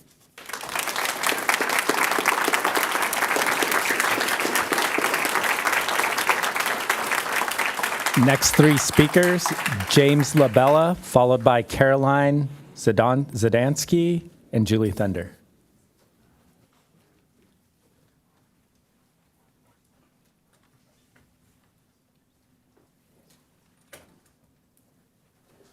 Good evening, and thanks for your time to talk tonight. Appreciate the clarification. regarding the inclusivity. I am here to speak about maintaining legislative priorities around gun violence and affordability and easy transportation. My name is Jim LaBelle. I've lived in Encinitas for 38 years. I've raised 2 kids here. They're in their 30s. For most of that time, I practiced emergency medicine at the Encinitas Hospital and led that ER for many years until I spent the last 10 years of my career as the chief medical officer of Scripps Health, responsible for the ED, the hospital, and the trauma center that serves this community. I have known gun violence in Encinitas, not as an idea, but as a lived reality. And I have carried the weight of its consequences for almost 4 decades. And much of it's hidden from your eyes. Fear drives violence, mental illness drives gun violence. Safety extinguishes both. Safety is not a political abstraction. It's a fundamental human need. And because of that, it deserves to be on your priority list. This isn't a debate about guns or no guns.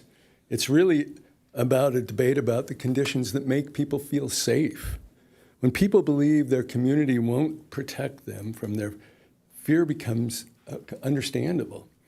That's why maintaining these legislative priorities around affordability, active transportation, and sensible gun ownership is essential to real gun violence prevention. We're not going to get rid of guns.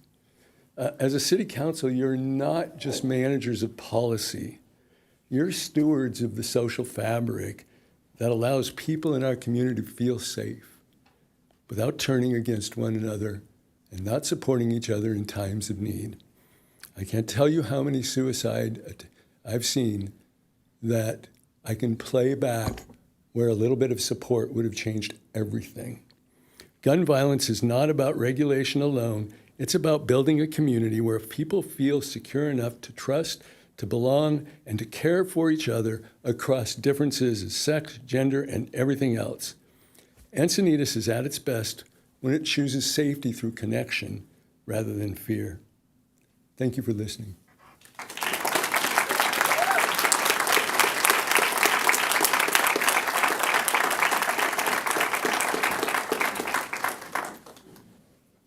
Good evening, Mayor and Council members. My name is Caroline Zanowski, and I am 22 years old.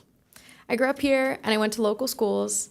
I'm Gen Z, so I grew up hearing about school shootings and doing active shooter drills in all of my classrooms.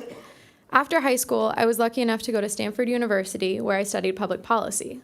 I studied a whole range of policy issues, but the issue of gun violence never left my mind. As the capstone to my master's in public policy this year, I helped produce a policy brief analyzing gun violence affecting youth in California. I learned a lot. I'm here tonight because the data is clear. We know that since 2020, firearms have been the leading cause of death for Americans under the age of 18. But we also know that California has made real progress, and that while rates are still unconscionably high, youth gun death rates have fallen dramatically since the 1990s. That progress didn't happen by chance. California now has one of the lowest youth gun death rates in the country precisely because state and local governments have treated gun violence prevention as a critically important, ongoing public safety priority. When cities like Encinitas stay engaged, evidence-based policies have the opportunity to work. Our research also shows that gun violence is not random. It is deeply connected to policy choices. When protections are weakened, violence increases. When they are defended, lives are saved. For cities like Encinitas, maintaining gun violence prevention as a legislative priority doesn't just mean passing local gun laws, which Encinitas has done. It means paying attention.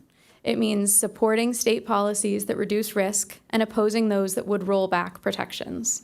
And it means ensuring that law enforcement, first responders, educators, families, and young people like me are not left without leadership on an issue that affects all of us. Removing gun violence prevention from the city's priorities does not reflect the data, it does not reflect the terrifying reality that young people are living in, and it does not reflect the will of the young people of this community. I urge you to keep gun violence prevention as a legislative priority. Thank you for your time.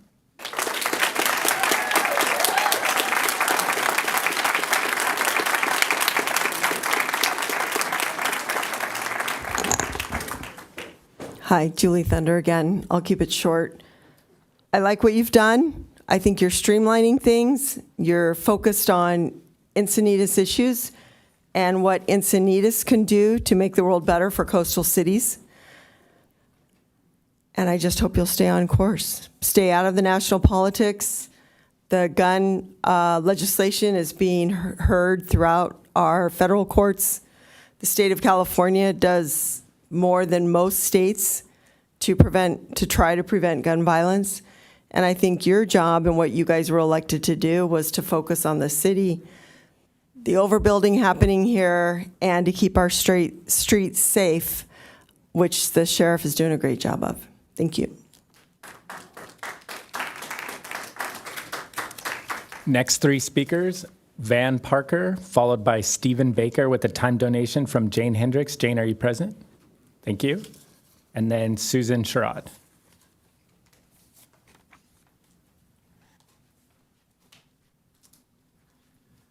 Thank you. Good evening. I'm Van Parker, Encinitas resident.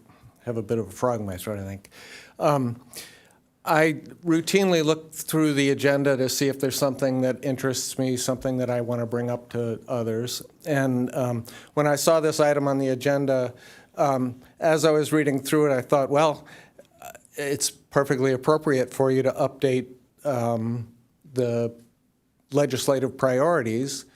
And while I might not agree with the wording and the wordsmithing that you were doing, you're the elected officials, that's up to you. But when I reached the deletions of gun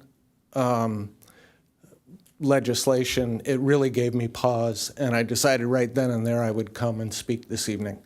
Not part of the pack that wrote letters, although I may be soon, I don't know.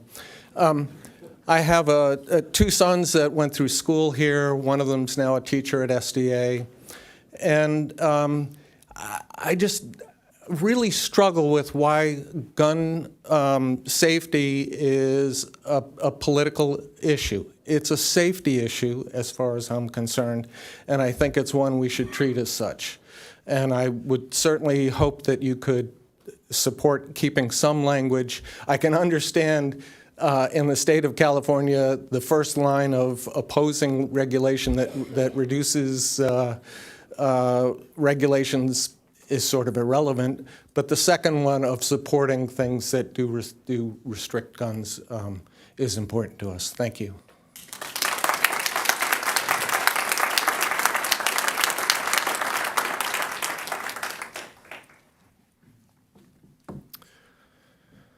Hi, Council and Mayor. My name is Stephen. I'm Encinitas raised, a proud product of our public schools, and I want to share with you a timeline of how gun violence has affected my life and why deprioritizing it is wrong. My first memory of a mass shooting was June 12th, 2016, 11 days after my 15th birthday, when I watched 49 bodies leave a gay nightclub in Florida, the then deadliest mass shooting in U.S. history. It was that night at 15 that I knew someday, somehow, gun violence would impact me, and I wouldn't die hiding myself, so I came out that night. Then on Valentine's Day 2018, 17 kids were shot down and killed at Marjory Stoneman Douglas, the deadliest school shooting in history. I watched the news, and this time I saw students my age refuse to let their dead classmates, whose bodies they hid under, become statistics. They called on me, on this country, to act, so I did. March 24th, 2018, when I was 16, I spoke in front of thousands at Waterfront Park, calling for the city to do more, to ensure that my classmates wouldn't be mowed down learning our ABCs or reading Shakespeare, to prioritize our safety, and they did. April 20th, 19 years after Columbine, I led San Diego Academy's school walk-off to end gun violence just up the street. Again, I demanded that my politicians prioritize my community's safety, and they did. Fighting for my fellow students has become my calling. I went from a directionless teenager to a passionate advocate. And I thought I had done it. I thought my leaders had listened. I thought I skipped my generation's rite of passage, gun violence. Until June 2020, when I lost my best friend after he was shot and killed here in North County by a gun that should have been kept in a safe. In the midst of mourning, I knew I had to fight to honor his memory, not because it's national politics. I've gone on to speak publicly every year since, after a tragedy, after another tragedy, because gun violence has defined my life. That's why it's a priority to me. I've helped pass bills here, given eulogies, spoken at rallies. In fact, I'm one of the reasons this council made GVP a priority. That's why I knew I needed to be here 9 years after I spoke at my first rally for you to see my face, a face of the school shooting generation. Not because this is partisan mucky-muck, because now I'm 24 years old, I've graduated college, landed a job, and got an apartment, but I haven't stopped fighting because the safety of Encinitas is my fight and my priority. So if I've been able to prioritize GVP for 9 years, going through high school, graduating from college, and becoming an adult, why can't you? Why can't this city? Why can't you chew and walk and chew gum at the same time? So make the right decision today and keep GVP a priority for this city, because Encinitans deserve a life free from bullet holes and dead friends. I hope you make the right decision, because I also happen to look up the minimum age to run for Encinitas City Council, and it turns out I'm old enough to run. Thank you for your leadership.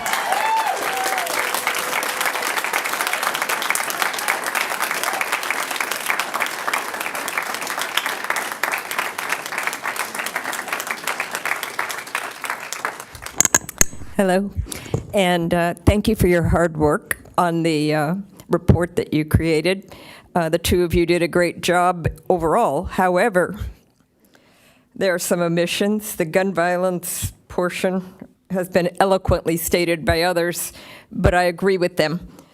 The other areas that I noticed that you redlined out that I don't agree with, water conservation should be prioritized. Safe pedestrian crossings. I'm an architect. I served as a planning commissioner here for 6 years, and safety should be a very big priority. Maybe budget is your biggest, but safety, definitely right up there, kind of a tie. For an architect, it's number one, safety, life safety. Safe pedestrian crossings should be a priority. We should continue to have that as a priority. The strikeouts regarding wildfire accountability, if utility companies' equipment is faulty, is completely rash. I'm not sure where you got that idea. Safe and universal options for transportation are possibly part of state law, but why not prioritize it as a city? Some of the other areas that are strikeouts, maybe what you were thinking, maybe. I'm putting the best construction on it because that's the kind of person I am. I want to think well of you. I really want to think the best of what you did. Maybe you thought it was covered somewhere else, but I want you to prioritize it for our community, for us. And so maybe, like a couple of mistakes that were made, I saw the women's health was struck out and then written back in. I mean, I know the inclusivity wording was accidentally. Maybe you need to look at this again, okay? Maybe, just maybe, the community could advise you. Maybe you could include legal expertise and community as advisors when you go back through it. I can't support it the way that you have written it because their strikeouts are too careless. You need to prioritize safety. Safety is a big deal, really big deal. And also you need to prioritize the community's environmental considerations, which I noticed that you did in terms of opposing oil leasing. I'm just going to stop right there because I've said enough. Some other people have said things far more eloquently and at far more length than me, but I do agree with them. Thank you. Next three speakers, Maria Al-Shama, Stephen Lord, and Karen Caden.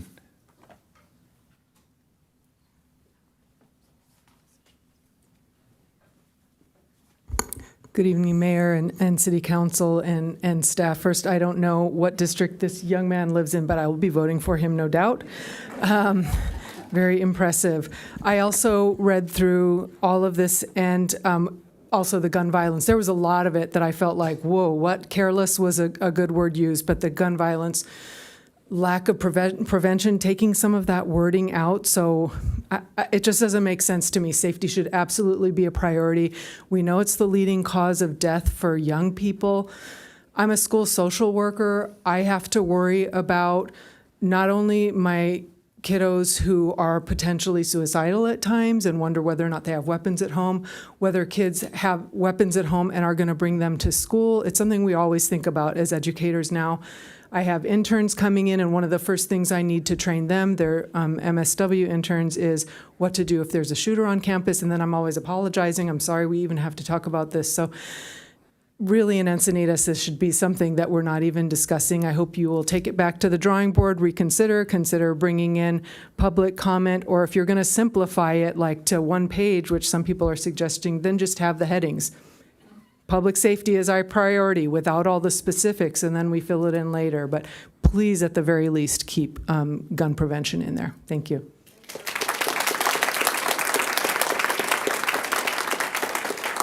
Hi, Stephen Lloyd. I'm a long-term resident of Encinitas, and I must say I think this is much better than it used to be. So congratulations on all that. Thanks for the verbal explanation about the 2008 approach, because that's really what I think we all want to go back to, is this is the local city council. It's supposed to be the local city council's concerns. You know, we're not going to solve the Ukrainian crisis. I mean, even gun control, there's some small things the city can do, but this is a national debate. So I think what we should do is continue the simplification. I think the emphasis on local control is very good, and the more we can get back, the better. I think the report has now come out on the Palisades fire that shows that the fire occurred because environmental restrictions, whatever they might be, prevented the fire department from doing what the fire department knew it had to do to completely remove all traces of the embers from the previous small fire that they'd fixed. So I think as we go through the local control, the fire department should be empowered to do whatever is needed, particularly in an emergency. But I think also we should be looking at fire prevention. My house insurance got canceled last month because I'm in a fire zone. Much of Encinitas is in a fire zone. And we're in a fire zone because of government policies that keep up all this environmental vegetation. I did not like the fact that we talk about diversity and inclusion, because it's now very partisan to talk about that sort of stuff. People who don't like it will say, well, it's divisive and incompetent. So people talk about DEI hires as someone who's really useless. So I think we got rid of the whole thing and said in the preamble we would focus on common sense legislation to benefit all Encinitans. This is a very inclusive community anyway. I think we're just returning was ridiculous to talk about diversity in the first place. Unmentioned, however, in this is any support for legislation supporting affordability. Now, I have 6 kids. It was easy to raise 6 kids, 30 years ago. None of those kids can afford to live in Encinitas. I can only afford to live in Encinitas because of Prop 13. So we really need to look at what we can do to support affordability. Part of the problem is the mandates for renewable energy, which are, unreliable, require battery backup, which catch fire. There's much cheaper sources. So if we were to do that, I think that would be awesome. Thank you. Thank you, Steve.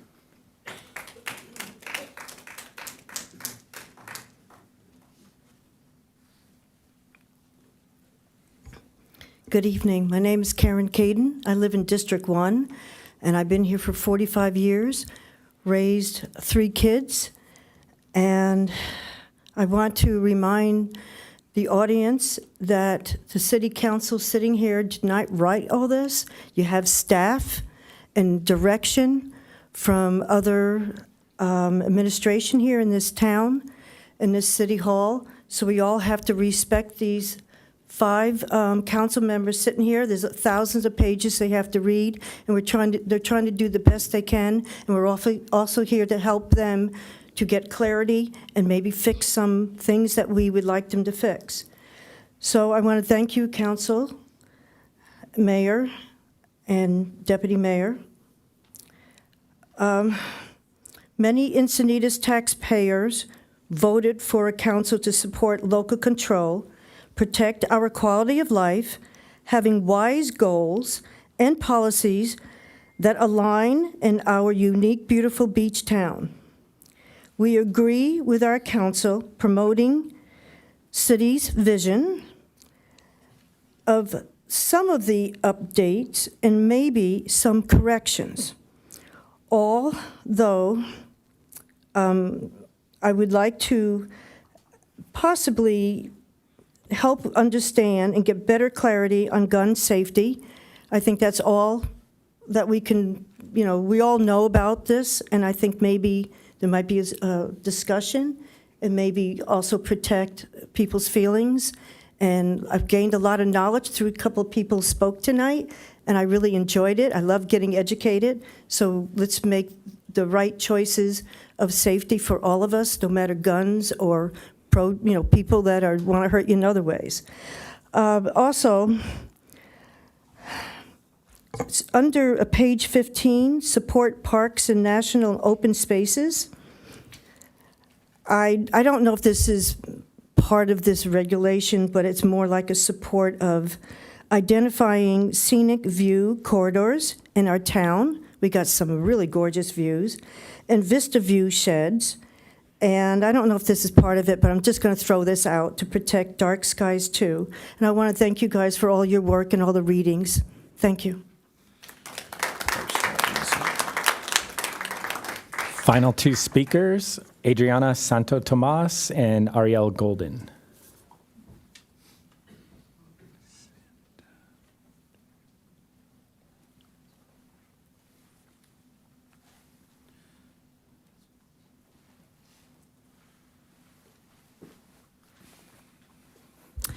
Thank you, council members, for hearing me tonight. I love Encinitas and our community here. I just want to voice my opposition on the removal of items related to gun safety and gun violence.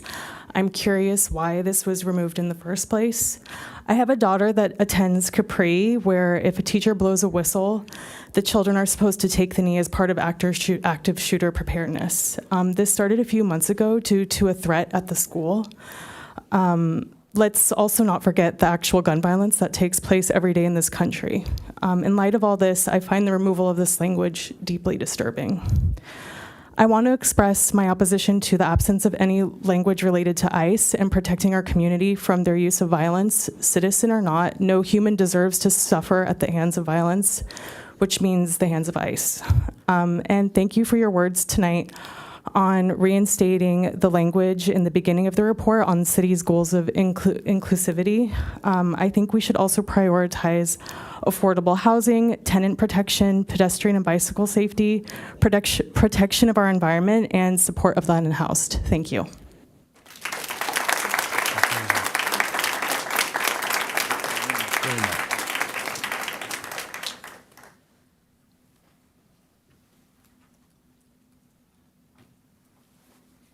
Hello. Hi, Council. Thanks for listening to me tonight. My name's Ariel, and I live in Cardiff. I have 2 pre-elementary aged kids. And I have 3 priorities that I'd like to note tonight regarding the legislative program. So removing the 2 bullet points that touch on gun control is wrong. I understand you want to simplify the language, take it back to 2008. But without these 2 lines, the legislative priorities give no indication of where we stand on future gun legislation, and I think it's important to keep the clarification there. Second, I'm surprised to see that you remove the words climate change from the document, and just wondering, is this divisive language in our town, or maybe that was a mistake? And then lastly, we have seen the chaos that we experience when ICE comes to town, and I'd like to urge you to include language preventing city cooperation with ICE in the document. So while our legislative program might seem a little bit wonky, I do think it should reflect our town's culture And the proposed changes, I do not feel do this. I worry about our wonderful town's direction if we don't make these changes. Thank you. Okay, thank you.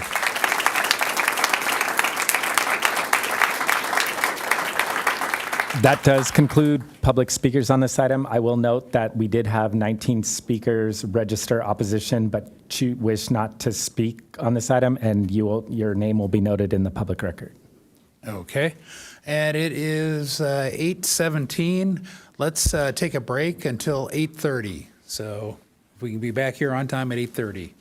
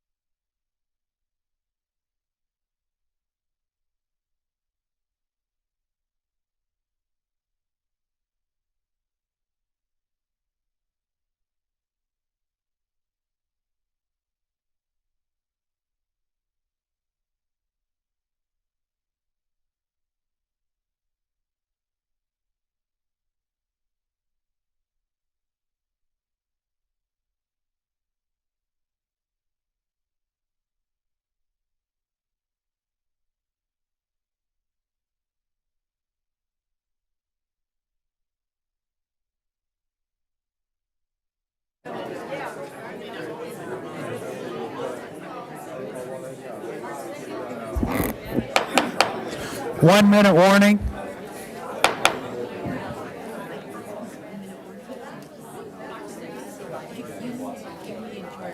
Oh, it's like a breath mint.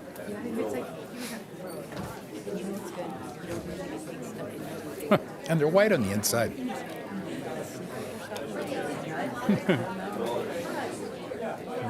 Oh, Jim's down there. Okay, if we could come to order here. If people could take their seats, please, we can get back to it. And if the city clerk, let me know when we're ready. We're ready. Okay, we are rolling.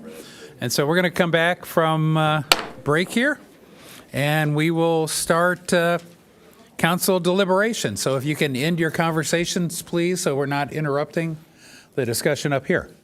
Thank you. Or possibly take it outside. And the first one up would be Deputy Mayor O'Hara. Thank you, Mayor. Okay, so a lot to unpack on this one. First up, I want to thank one of our former city council members who reminded us that the motto of the city is committed to excellence and focused on community. And I think we all agree on that, and we're really happy to have her remind us of that. We dove into these incredibly long list. There's going to be a lot to follow up, but I'll cover the how this all came together. And I think this is about getting back to basics. Basic government, which is infrastructure, public safety, financial stability. And we really kind of focused primarily on that, the main functions of local government. It was necessary to simplify these. I think this list got so long that you can't prioritize everything if you prioritize everything. And so we've had a great conversation tonight, I think, and we have a lot to move to discuss here. And I know my other colleagues here are going to have a lot to say. But I think it's really important that we stuck to the general plan, as the mayor has mentioned previously. Additionally, we base this on the community plan. And the reason that that's really important is the strategic plan, rather, is a community workshop in which all of the council here agreed, from Councilmember Linz all the way up to the Mayor Ehlers, on the strategic direction of the city this year, including these legislative, this very concept that we put into this legislative build out. Again, all 5 of us up here, and the community input was what was put together to do this. So it follows that strategic plan from the community workshop, where everybody's allowed to participate. And hopefully we continue to build on that. Something that's important, I know we're going to talk about a number of the issues on here before I let it go, because I know there's going to be a lot more conversation and it's going to come back to me. If something's not on here, it doesn't mean the council can't talk about it. It doesn't mean we won't support it or address it if it comes up. It just means that it's not going to be it's not on this list. Things happen all the time that aren't on this list. And things pop up that we don't know aren't on this list, or don't expect, or can't expect. We don't have a crystal ball. And so I know that we encourage you to participate when that happens. We encourage you to bring the things that aren't on this list, that are important to you, that pop up, that we can't see, to us. So if it's not on this list, it doesn't mean that it's not important. It just means we can't do everything, and we're trying to bring this back to what we actually can and can't do at the city council level. And so I think it's a good start. I know we're going to come out of this and it sounds like we're going to make a couple of little revisions and some clarifications. I think there were a lot of comments of questions of things that people felt were erased that actually are in this document if you look. So I don't think I'm going to take any time to correct that yet. But I think we're going to do a lot of clarification. I appreciate everybody participating. I think we had a lot of really great input from everybody in this room. And I'm looking forward to this discussion between all of our council members and where we go with it. With that, I'll rest for the moment. Okay, I'm up next. I wanted to address several things. I heard comments about, first, the affordable housing. It is in there. And I just looked it up. It basically says support legislation providing funding to build or support affordable housing. And it's elsewhere in there too, I believe, but it's certainly in there. I also heard comments that women's health is in there. We did not take it out. So I think we need to go through there. And of course, I already discussed the inclusion, the section on inclusion. The two areas that, and I really appreciate public input. That's why we're doing this here now in a public meeting, is to get public input. And the two areas that I think we should have further discussions on, including, would be the gun violence. And I might expand that a little more. And then potentially the due process and ICE and that situation. I don't know that I want to necessarily put ICE in there per se, but defending our citizens' due process is absolutely, and immigrants' due process is absolutely important to me. So let's start with the gun ban or the gun. We did take it out, just to simplify it, because it is more of a nationwide issue. And there is some controversy. Well, on its root, it is nationwide. And in retrospect, I think the discussion tonight helped me. We need to get it down to what is it that we want to oppose and support. And of course, everyone here supports safety, gun safety, safety for our citizens, safety for our police officers. We want to prevent gun violence. My family, my daughter was, a good friend of hers was killed in a school. It was a knifing, not a shooting, but it was very similar. So I believe me, I know the time when she was in harm's way on lockdown. We were worried about her. Turned out she was safe, but her very good friend from class got killed. And so it's near and dear to my heart too. So what I would say is, number one, I want to reinstate that one bullet that got removed, that title bullet that I spoke of before. So that would be one proposal I'd put on the table for tonight. Second one is I could entertain adding something that says we support legislation to reduce gun violence, improve gun safety, and reduce or improve suicide prevention. Now, it always gets hard then. What is the legislation doing, and is it really helping or hurting? And that's always going to be up to this group up here. And if we put it in here, it's up to me and my interpretation to send out the letter, and then the rest of the council, the majority, gets to decide did the mayor do the right thing or not. And that's the way this process is written, so just so you know. And so the reasoning behind taking it out, I'm going to talk about the ghost gun ban that the city of Encinitas enacted, and the way it was done, I didn't agree with it. I agree with banning ghost guns. I completely agree with that. And they were already illegal at the state level when we adopted it. And this is based on what I heard, the testimony in here from the sheriff and from the city attorney at the time. But we chose to go a step further. And I want to talk a little bit about passing laws, local laws, that we don't enforce. And we've done that quite often. The ghost, I could probably ask, I don't think I have the right people here, but I do not know of any time that ghost gun bill within the city of Encinitas, our ordinance, has ever been enforced. Why? Because it's incredibly difficult to enforce. If somebody violates the very same violation for a ghost gun, and they get arrested by the sheriff will hand it to the prosecutor, the county prosecutor, and they'll get prosecuted under state code.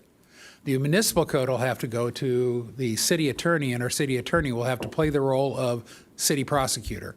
And we haven't done that yet. And quite frankly, I don't anticipate it happening. So that's why I bring up, there are a lot of nuances in here. I'm for gun safety. I think we're all for gun safety. We're all for reduced gun violence, reduced suicide. But the devil's a little bit in the details. So I want to craft, if we add that, if I have support here to add that back in, I would keep it at a fairly high level about supporting legislation to reduce gun violence, improve gun safety, and improve suicide prevention, something like that. So that's the gun issue. With ICE, I haven't thought about that one as much. I think we had less input on that, but certainly we've taken a policy stance, or I should say we've discussed this in chambers here about what we want to do and some of the tactical plans we've taken. And I would be open to applying that to a legislative policy, but I really want to be careful that we don't open it up so far that it becomes partisan, because I think I'm adamant that we do not turn this into a partisan document, that we're not trying to split the city, that this is generally things we already agree on or should agree on. And so I don't know I'm not proposing any wording on the ICE, or I shouldn't even call it ICE, the Immigration and Due Process Clause. That's where I would probably go with it. And with that, I will yield to Councilmember Lyons. Oh, thank you, Mayor. And thanks for jumping right in and suggesting those three important things.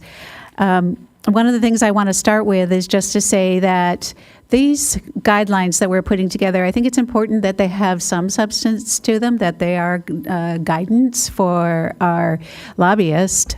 Sometimes things happen so quickly in Sacramento that we're not even going to meet in time to give our lobbyist guidance on what bills to support or oppose. So in a given situation like that, then it's good for our lobbyists to have some more detail in these legislative policy guidelines. So I do think it's worth the extra effort it might take for us to talk through some of these and see where we have consensus here on the dais. I bet we'll find we have some consensus around some things, and maybe we don't have consensus on some other things. And I think it's okay to come back with another draft where we've addressed what was agreed to tonight, and we're still maybe considering some other things, but we haven't committed to the language yet. And it also gives us a little more time to think about, what is important to capture here and what is okay just to say, well, we're not going to capture it here, but that doesn't mean we're not going to have the opportunity to support or oppose a bill when we see one that we think is really important to our community. We can still do that. But I think it's kind of both tactics. One is we try to give as much guidance as we can be clear on, and that will foster us communicating with the lobbyist. But at the same time, we know that when we see bills that we're interested in, we can bring them forward for the full city council to weigh in on and for this community to weigh in on. So I'll jump right in just like the mayor did, and I'll say I appreciate, Mayor, that you have proposed the three things that you've proposed that promote the just and equitable and inclusive community. And then I have it as page 14, but I think some people have said it's 15, where we maybe keep the language then that supports gun violence prevention as a broader, less specific objective, which captures a lot of different things, and that might serve us quite well. I do want to fill in, I did ask our Captain Watts before this meeting, but I didn't give him enough time to give me a number. But I do remember prior to his service here with us, there was some data we had on the ghost guns. So what I've pulled here, and I just want to alert everyone to this, that as far as the sheriff's office across the whole San Diego County Sheriff's Department, in 2024, they filed 368 criminal charges related to ghost gun seizures. So they were able to seize the ghost guns. That's in 1 year, and that's 368 criminal charges. No, that's for the whole Sheriff's Department. That's all that I have tonight, so I just wanted to report what I have. But I do think that our local sheriff does have some numbers, and I do remember that it's really important to have our stance fortified so that they can seize these non-serialized guns. It's really quite an issue across our whole region. And in the past, we have supported state legislation on ghost guns and helping to prevent ghost guns in communities. I did want to fill in that gap. But I am happy if we want to kind of make it a broader topic. But still included is support gun violence prevention, which I think captures the details of what we have done. I'll suggest some language on the how do we want to capture the fact that our community now has evolved this year and really cares a lot about our safety associated with federal actions in our community. So maybe some language like support legislation that facilitates or supports improved communication with ICE and Border Patrol. Essentially, that's what we're doing. Perhaps we could add improve safety associated with federal agents' actions in our community. That's another proposed language that I anticipate our state will be coming up with some legislation on what our leaders would like to suggest. So I think this is going to be something for us to be clear about what we want to articulate. So that's my proposed language there. And in addition, I would like us to think about the support safe and universal options for transportation and active transportation out of regard for the fact that we've spent over a decade developing an active transportation plan in our community. And we haven't changed our policy on active transportation yet, but I understand that my colleagues may not support it as it was supported prior to their joining and being leaders here at the city. So I understand that they've asked for us to reconsider our active transportation plan and look at whether bikes and pedestrians, the focus on them in the way that we have in the past is still what this community wants. And until we go through that open public engagement process to really figure out what our community wants, I think it's too premature to change our legislation, our legislative policies to say that we don't support active transportation, because I'm not convinced yet that we don't. So I'd like us to maybe stick a pin in that as something that we should have more engagement and more input on before we state that we have a policy that we don't support active transportation. And I'll yield for now. Okay. Deputy Mayor O'Hara. Okay. I'd like us to get going on this now. I feel like the effort to push it out another thing is just an effort to stall, to keep someone else's policies up front. In past policies of the city and not current policies of the city. So I really like to urge my council members up here to talk this out and take our time to do it right, but let's get it done and do this. I would, just to talk on your last point, active transportation is absolutely included in this.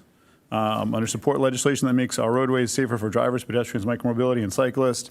Later on to support legislation for grant funding for transportation safety enhancement projects. Active transportation is included in all of those. So it's already in there. I don't see a need to add a bullet point. And that was kind of part of the point of this, was to simplify it. So there's a lot on here, and this is part of the challenge with this, that it's really easy to miss something like that, but it's already on here, just so you know.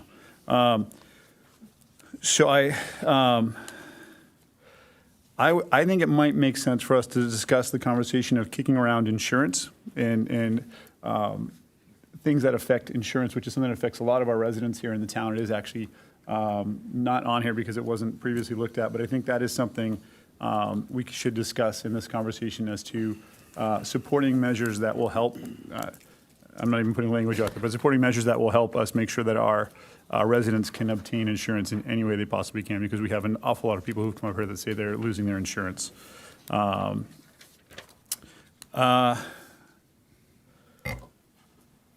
violence is obviously an important topic, and Let me actually,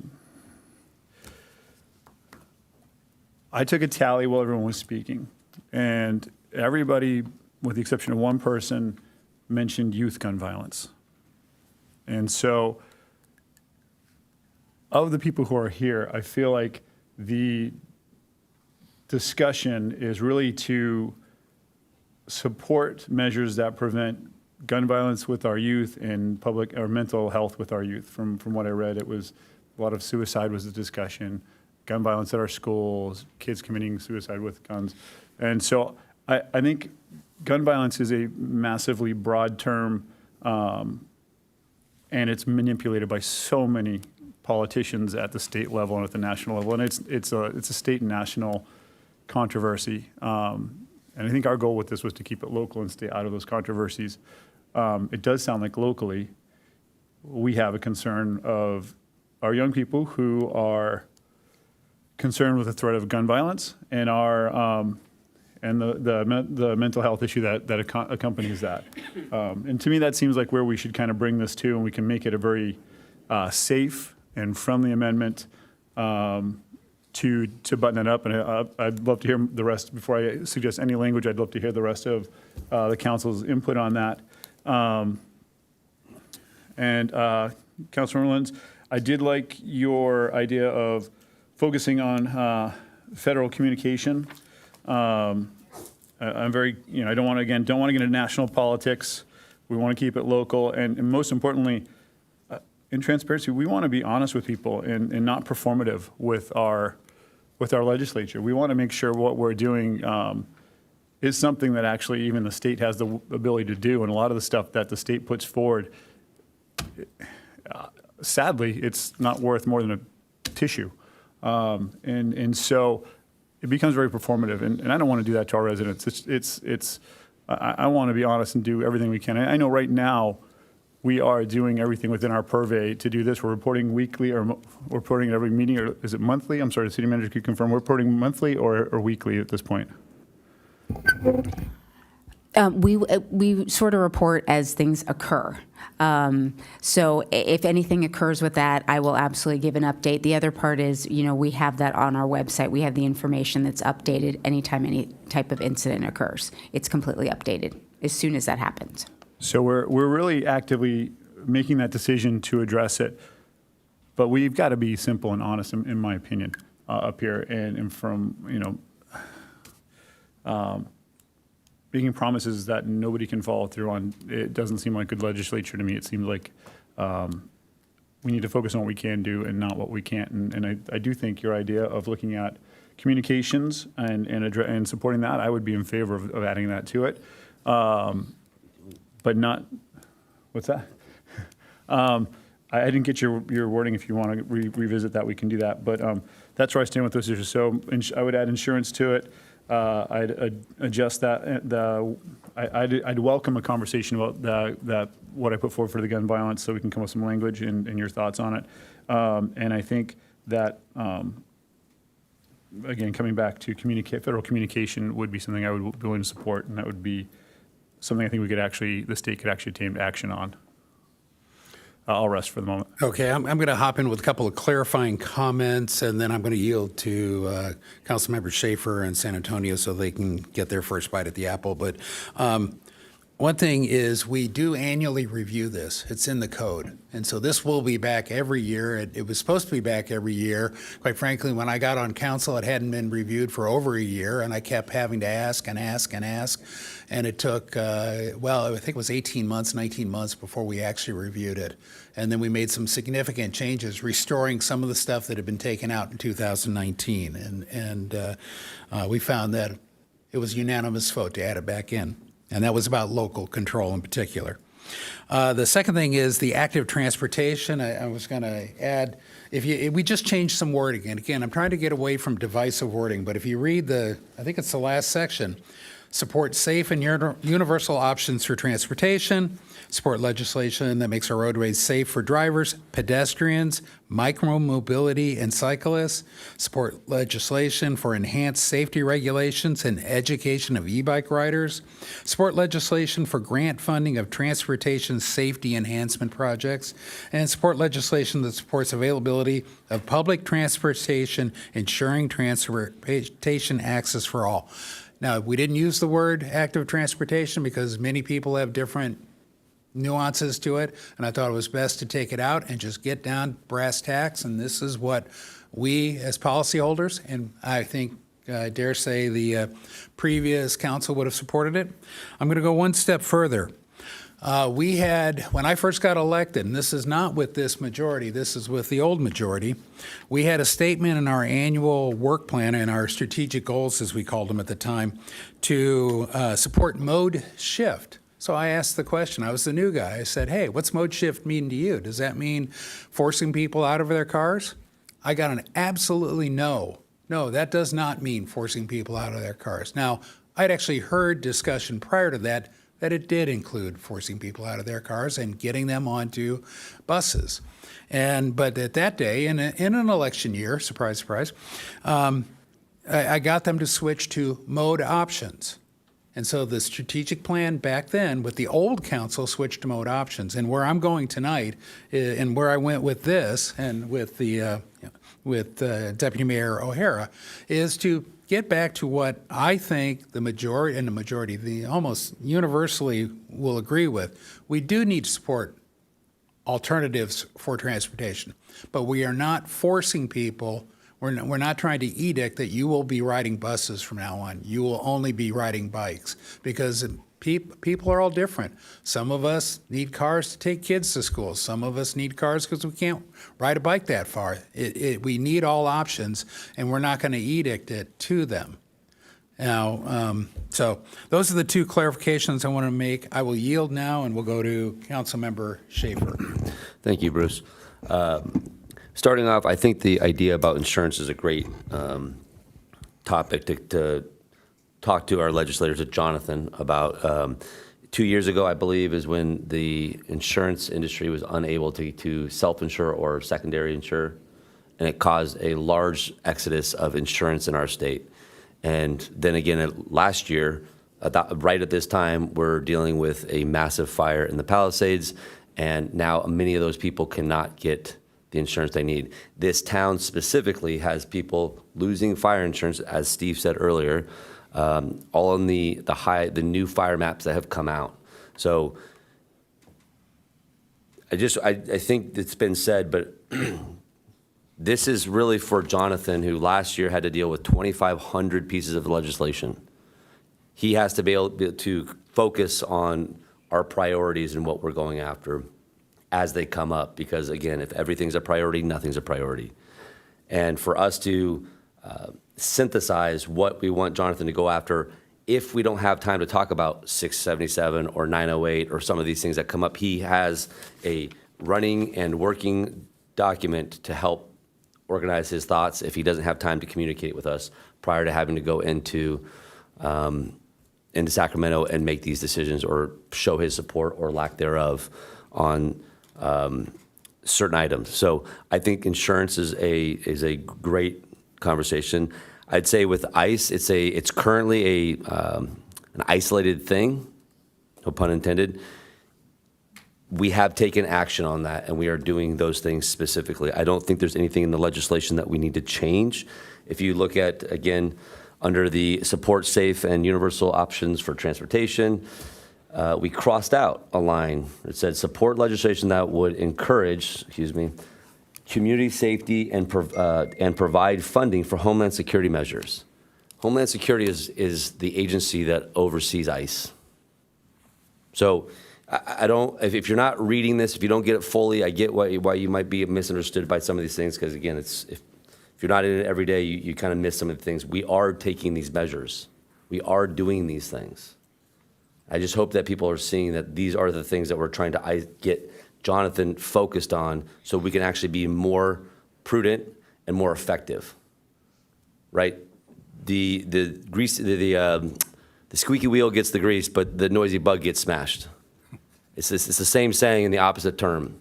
So sometimes it's too much noise in certain areas. It doesn't get the value that it needs. And so we are trying to simplify this so that when we do have things to talk about, and it's not us, it's Jonathan on behalf of us. And so we're trying to focus that effort. As far as gun violence, I couldn't agree more. I think that there's a mental health side to a majority of the comments that are being said.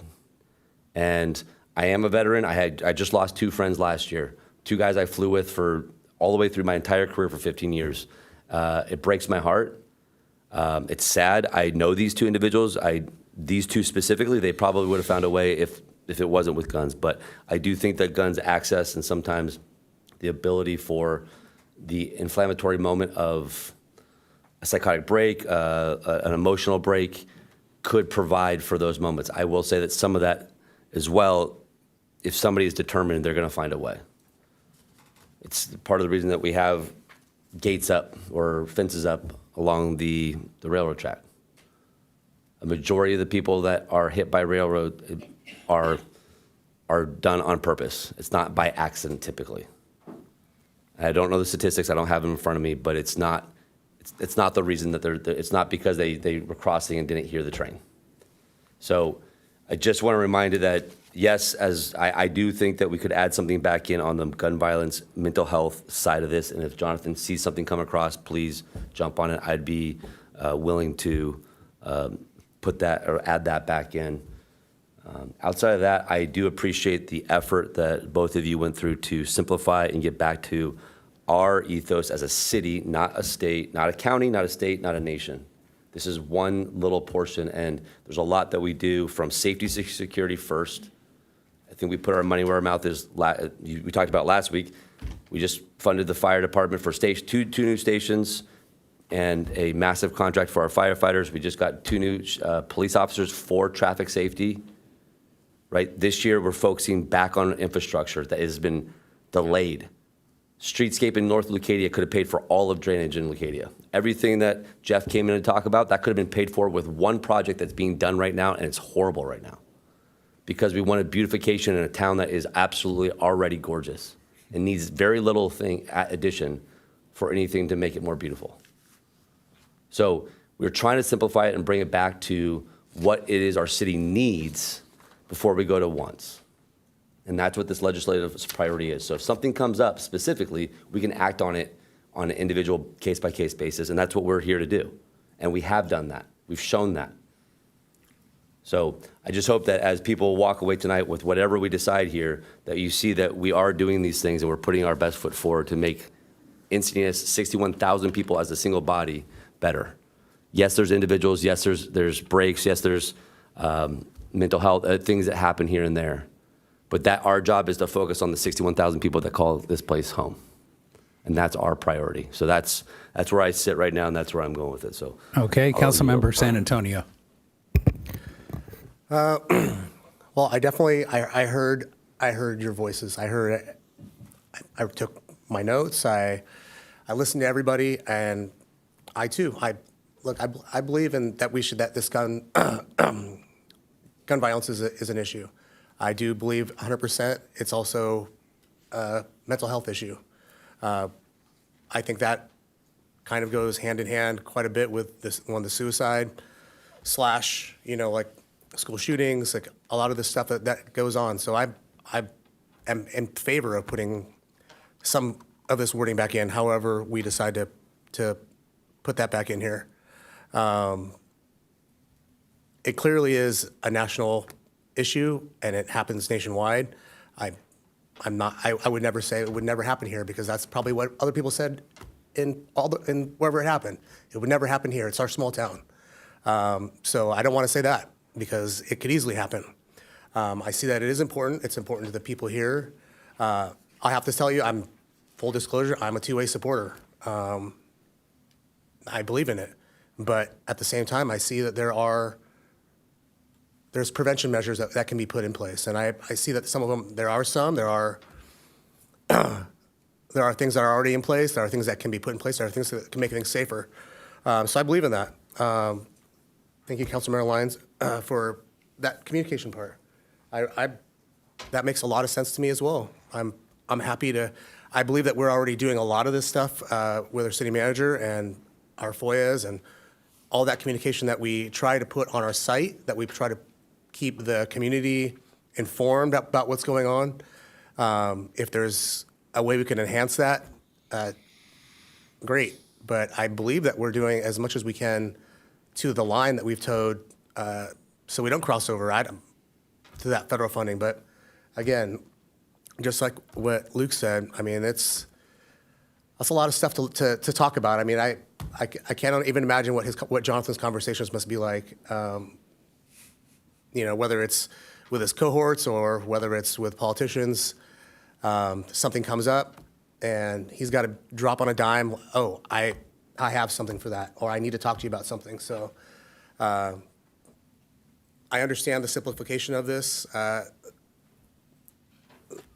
I understand why it's needed.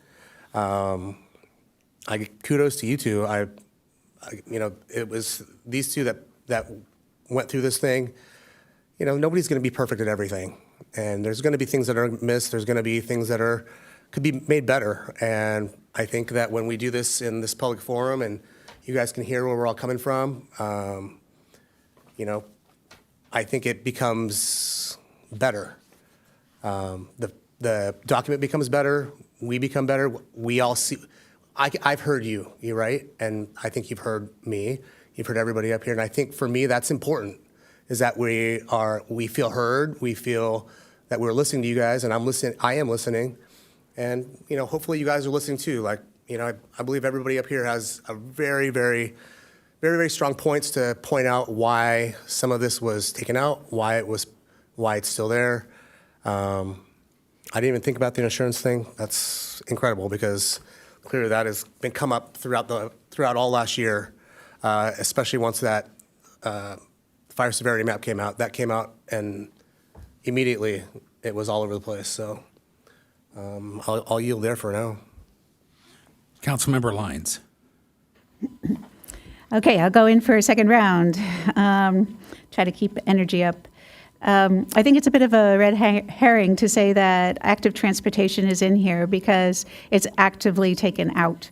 It is taken out as a term, and it does mean something. It does mean pedestrian and bicycle safety. But I am happy to support insurance as a topic that we can help have a position on and help the state in supportive solutions. Now that we get down into the nitty-gritty, I did want to ask, there's a few things that are still rising to the top for me, but they have more to do with, I wonder if the authors could give me some guidance on what you were intending when you've added certain language. So this is on page 13, under protect local control of land use decision-making. If I just don't understand this correctly, please tell me, but it's about the fourth bullet down, and it's crossed out. It says, support legislation that would provide or expand the ability of the local authority to impose and collect fees. That seems to me to be something that if we could impose and collect fees, we would want to have that latitude. Could you help explain that? Yeah, you want me to respond? Yeah. Oh, if you would, please. Absolutely. Under this section, protect local control of land use decision-making, collecting fees, additional taxes really isn't part of that. And so adding fees is not going to increase our local control. And so I thought it was superfluous and off-subject. So I've just circled that because there was a conversation. Sure. It also goes counterintuitive to promoting affordable housing opportunities. On the other hand, we've been talking about, so this is where the contradiction comes from. We've been talking about fees associated with the impacts on our community in regards to infrastructure. You're not intending to limit our ability there. And we're not saying that, we're taking that out as a legislative focus. And we have the ability right now within the current state guidelines. And so I guess I didn't see it as something that we would go and we're, again, trying to simplify, to keep, Jonathan, if I look at the threats to the city, SB 677, SB 79, SB 8910, et cetera, those threaten to fundamentally, I was talking with another mayor, those are existential threats to our community character and to why we live here. And this is not. This is several layers down. And again, we can take a position on it as they come up, but to make a blanket statement that we will support the ability of state legislation that would allow us to add additional fees, I until I know what those additional fees are and how the details play out, I can't say that I want to support it broadly or blindly. Yep. And that's where it came from. Okay, that's fair. I appreciate that explanation. And I think that goes in the category of if we see something that seems like it's going to work for us, we just acknowledge that it's something we would support. I have a question then on page 14, and it has to do mostly with community choice aggregation. And this is a bit of a relic from back when we really needed to support CCA in order for it to move forward. So I'm okay with most of this being omitted, and it looks like that's what you thought so too. There's still a item here, support local legislation that incentivizes use of solar energy systems on residential and commercial properties. I'm wondering if you ever considered adding EV charging stations to that. And it looks like it was, on the next bullet down, it was taken out. Did you want me to respond? Yes, please. Yeah, my thought process there was the EV charging stations, it would be, today we're tending to treat them like they should be governmentally provide gas stations. They're really the functional equivalent in the electric world. I believe where we're going to end up, like it or not, is the market will drive where charge stations go. Being an electrical engineer, I've got a pretty good idea of the infrastructure required for a fast charge versus a slow overnight charge. What we're doing right now at a policy level is we're building charging stations where people don't want to park their car overnight. Yeah, that's what you have to do. We should be building charging stations, the cheap ones, where people have to park. Instead, we're getting rid of parking. The state is getting rid of parking required for high rises, when in fact they should be requiring EV parking in every slot and keeping full parking at all the high rises. Now, getting all that into here right now, I think we need to have that discussion of policy first, and then we can add that in the next update. That's where I would come from right now. I think the way it was written, it was not the intended consequence, or there were negative consequences of the way it's written. So, but I would entertain it in the future. All right. Thank you. That satisfies my question. I just have one other question, and it's on page 13. Go back to page 13. And it's under the project local control and land use decision again. And it goes down to the very last bullet, which has to do with the density bonus law. And that item gets a little bit specific. And I'm wondering if you might consider, because there's, I think, several things that we would be interested in supporting when it comes to reform of the density bonus law, not maybe so narrowly tailored to waivers and concessions, but maybe also to the double dipping of the counting of the affordable units when you remove affordable units. So I'm wondering if the authors might consider, or my colleagues might consider, that we make that item a little bit more general to just wrap up everything associated with density bonus law reform. So I don't have a problem with broadening it. I think it says included but not limited to, simply for that reason. I mean, this could have been as simple as seek opportunities to regain local control on state-imposed density bonus laws. Certainly, I would want to keep imposed intensification or expansion of state-imposed density bonus law. I think that is closes out the loophole for them by keeping that statement in there. Yeah. By the way, that was in there in 2018. It got taken out in 2019, the oppose. I thought I'd put in the double dipping, but I think that was in a different policy we discussed recently. So, yeah, I'm open to opening it up. I absolutely think we need to address the fact that the current density bonus law allows developers to build additional units, and they get to use their first law that where they had to provide a certain number, 15%, like the inclusionary law. They can use those numbers to count towards the second bonus and even a third bonus. So they get to double and triple dip, and I would support absolutely widening it so we include that in there. And that's why I used, I think, the term and not limited to, or we used it. So. And that's it. I'll step down. Okay. Let's see. So I was going to try crafting a motion here because I think we want to move forward, and we have 2 more items we want to get to. First one is reinstate the bullet at the top that had been taken out, we talked about earlier.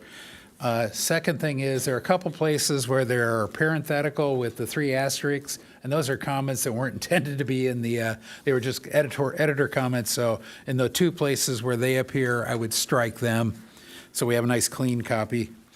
And then moving on, I would add under public safety, support legislation that promotes gun violence prevention, comma, improved gun safety, and better suicide prevention. The next one is, and I'm trying to craft this, support legislation for improved communication, and I'd like to say an overall public safety, that's a suggestion, with federal agency actions in our community, or for federal agency actions within our community. And obviously that's subject to a second and people agreeing. Next one would be support legislation that enhances the availability and sustainability of disaster insurance for Encinitas residents. I got a thumbs up. Yes. Okay, I got 2, 3. And then on the one we just talked about, maybe somebody else can help me here, but basically to make sure we include, if we haven't already in the wording that's here, limiting or opposing the double dipping and triple dipping going on along with the, and that may be that last sentence where we restored the oppose intensification or expansion of state-imposed density bonus law, and also,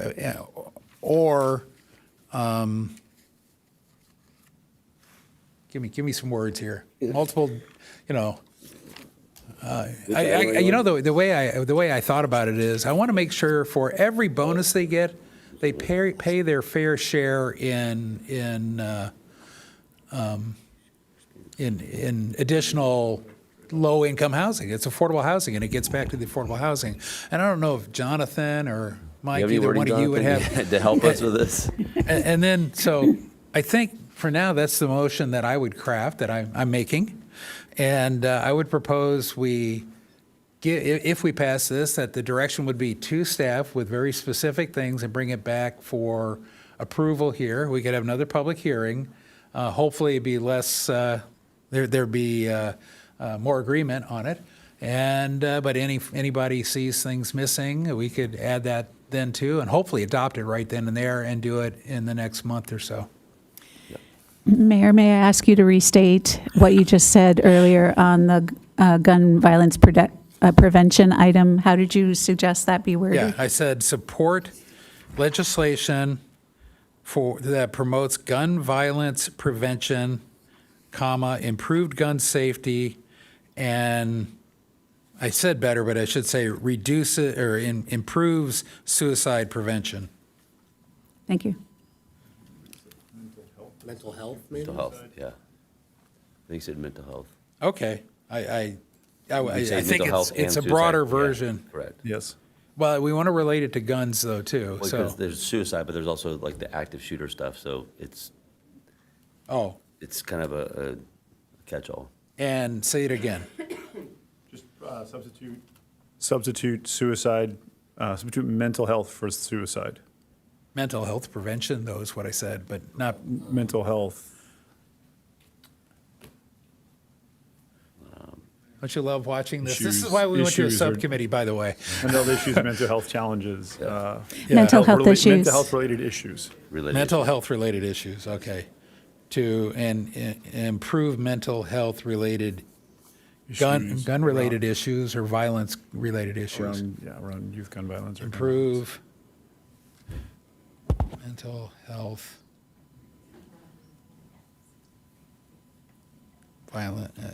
related issues, okay. This is going to be a real challenge for the clerk to read back. violence. Is everyone here okay with that language for it? Mike, did you catch that? Mike, do you think you can help Pete and maybe you two could tag team the motions? Well, yeah, we will read it back. Don't worry, because that's important. But let's make sure we've gotten through any questions or issues. Councilmember Schaefer. I kind of want to go back to the act of transportation, and I think the mayor did a good job of explaining it, Councilmember Lyons. The term that we're talking about is mission creep, and I think Jonathan did a great job of illustrating earlier tonight how SB 79 was done, and they didn't get everybody that they wanted the way that they wanted it, so they created SB 677, and that still didn't catch everybody. So then they created 908. So they're trying to create another bill after we're sleeping. And we think that we just had our conversation. We talked about it. We had it. We voted on it. It didn't get what they wanted, and so they go right back and they get exactly what they wanted. So ultimately, it's mission creep is what they keep doing, and that's what the active transportation, which is what I think the mayor was trying to say, is we want to improve all mobility, all transportation capabilities. We don't want to tell people that they have to ride a bus, and you can no longer ride a car. That's the problem here with a lot of the legislation and with what Jonathan's trying to do and what they're trying to do up in Sacramento right now, continuously. And it's not something that I'm thinking they're doing, it's something they're actively doing currently. So that's what the hope is right here, is that we're trying to get the word here simplified. And I think more importantly that we're setting our legislative priorities, but I think more important for everybody in the audience and at home is that Jonathan's here watching this. And I think he gets more the intent of our legislative priorities, not just the actual written word. He understands, he's sat here, he's watched us go through this, he's watched the entire public go through their comments, and he knows what we feel. So if something comes up that's not on here, he has every right to get on the phone and call us and say, Mayor, I think they're trying to do this, can you send a letter or whatever? He has all of the ability to do that. And I just want everybody to realize that more than just the legislative priorities, that him watching this and being a part of this is probably just as important, if not more important. And so I just want everybody from a safety standpoint and everybody thinking that they're safe and feeling safe is that we're as safe as we're going to get with the man that's going to go act. None of us are up there knocking on the door at different senators or assembly people's offices. He is. So that's the gentleman that's going to be doing our bidding for us. And for him being here is, I feel significantly better and safer for having him here. And I thank you, Jonathan, for being here. So with that, I will second the motion. Okay, and now I've got Deputy Mayor O'Hara. Just real quickly, kind of, again, piggybacking the idea of kind of why active transportation is included in that. Anybody here not have a cell phone? Everyone in this room has a cell phone, right? So, excuse me, Therese? No. Oh, I just had a question. No. So, this is our deliberation. In 2004, 1.5 million Americans had a cell phone, I believe. And in 2007, the first smartphone came out. And in 2009, 85% of Americans had a cell phone. And so, why is that important to this? We are in an age where transportation is constantly changing.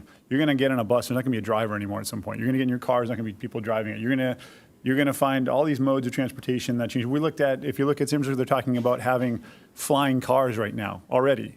And they've got a few in flight. You see Waymo everywhere where you go. It's constantly changing. And if we limit it to one thing, it's not going to apply in 2 years. We're going to pin ourselves into a hole that we aren't able to go to. So by writing a policy like this or a policy priority, we're allowing ourselves to adjust with a quickly changing landscape. And I think that that's a huge advantage. And it's a reason you write something like that and you include the possibilities. So it's great. I'm glad we got to talk it out, and I think it was really helpful for everybody up here. So I really appreciate it. I'm going to approve the motion too if you guys vote. Okay. Councilmember Lyons.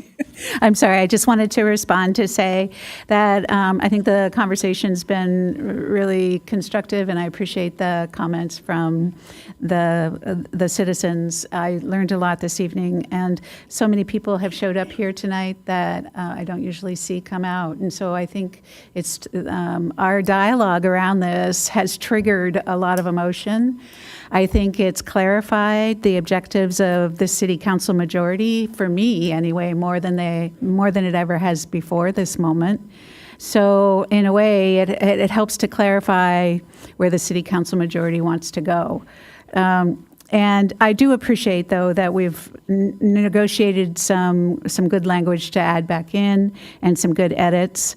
I will go on the record of saying I'll support this motion we'll currently consider, with a bit of a protest then on the the fact that active transportation is intentionally removed.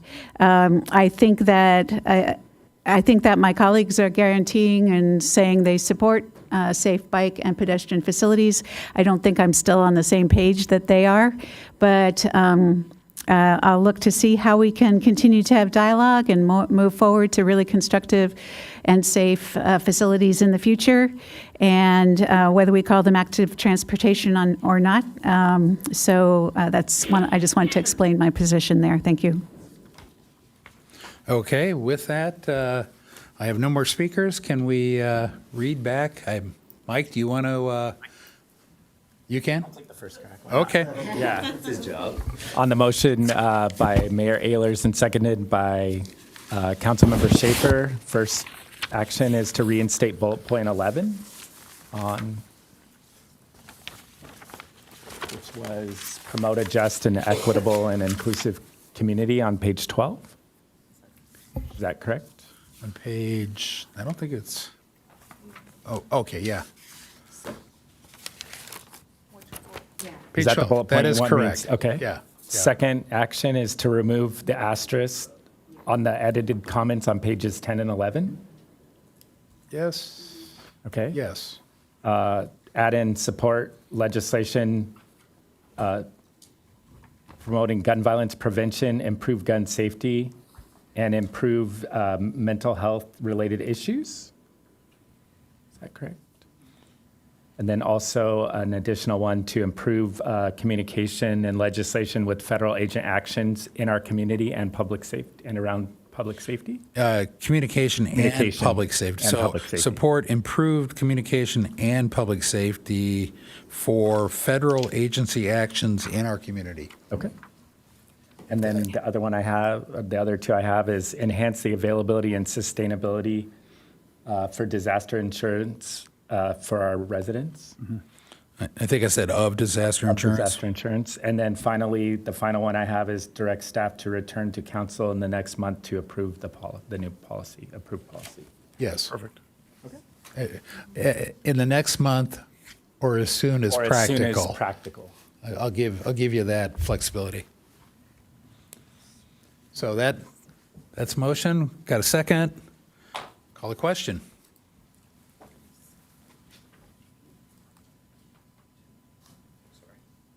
That motion carries unanimously.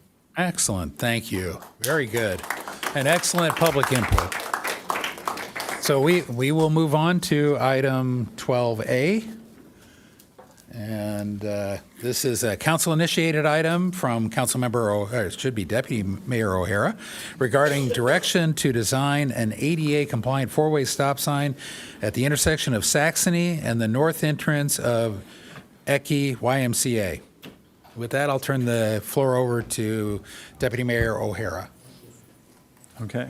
All right, so 12A is a safety issue and a concern of the residents that essentially came out of a meeting with the YMCA, the residents, and the Seacrest Community Village, where we discussed Saxony and the general area.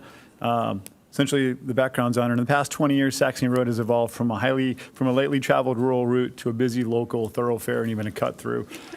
Recently, speeds have elevated.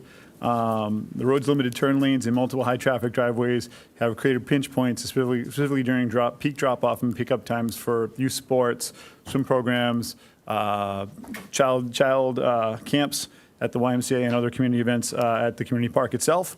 And so this is to address peak time congestion, turning movements, pedestrian and cyclist safety, and driver habits. And so the idea on the table is that the YMCA and Seacrest have a lot of people crossing the street. The park itself uses the parking at Seacrest quite often for events, so people do cross the street.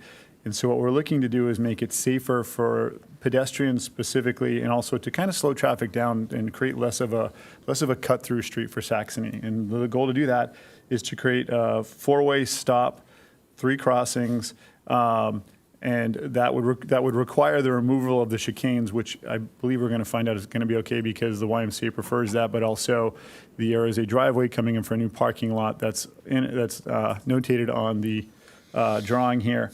I do want to make one change before we open up public comments.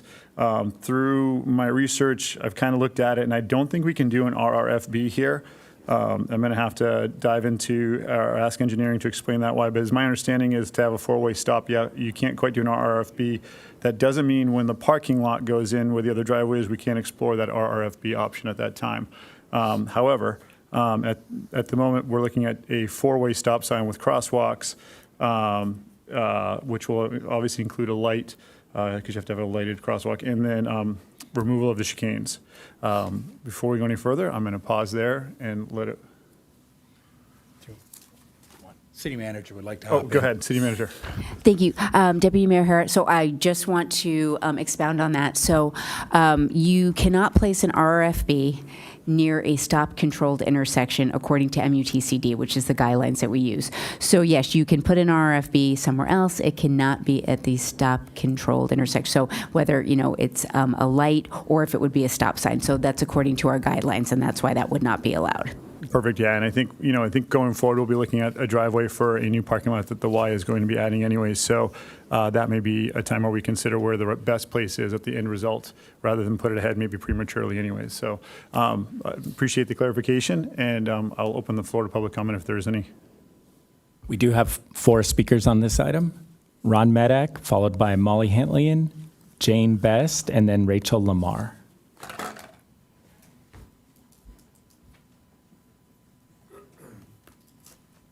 Ron Medak, Liebenhain. In the first place, I'm fully in support of this. I think it's a very, very good idea and it's necessary. And I just wanted to give a little background on the chicanes, because that was something that was brought to my attention as they were being put in. And as a cyclist, I went over and took a look, and I didn't quite understand why they were being put in, because it didn't seem to me that they were going to really slow down traffic. It was just a little bit of a squiggle, but somebody wanted to get quickly. They'd just turn their wheel a little bit and go straight through there. And I didn't think that they were that dangerous for cyclists, but later it was brought to my attention by some very experienced cyclists that in fact, even though they don't have the same angle as a curb, if you hit that at an oblique angle, you have a very good chance of going down, especially on any skinny tires, but even hybrid tires. And one of those cyclists was a local commuter, very experienced, and he rides that route frequently. I don't. I live on the other end of town. And he said when it's foggy, that's going to be a big problem. So just on that basis, I'm very happy to see the chicanes go. And also, it was sort of a fait accompli. It was in the middle of the year, and this was something that was decided in 2023. And that's where it came from during one of the HSIP grants. So I think it's a very good idea. Finally, I'm very happy that Councilman O'Hara brought up the whole issue of whether or not Saxony should be a street that we want to have people preferably choose as a way to get across town from north to south or south to north. So I think we should be thinking about that issue as part of our general mobility for the whole town, as Councilman Schaefer's brought up before. So it's not just a one-off thing, but we maybe think about there should be additional ways to slow traffic there. Stop signs come to mind. And I think Rancho Santa Fe, with all of its stop signs, which I hated in the beginning, I'm happy that Mrs. Graves brought all those in because it helps a lot. That's it. Thanks.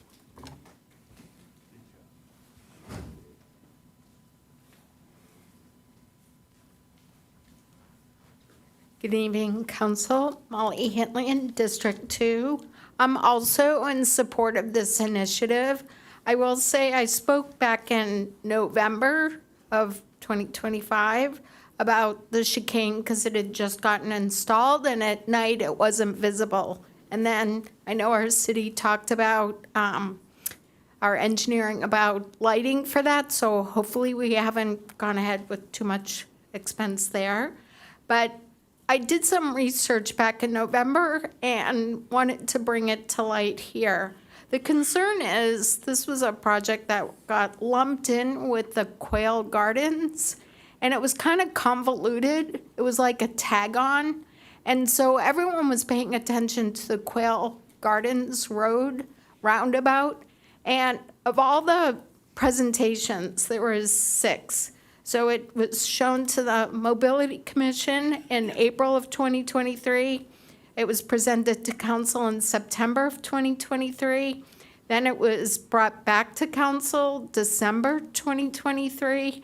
And it was finally voted on in January 2024. But in all those iterations, there wasn't a plan shown.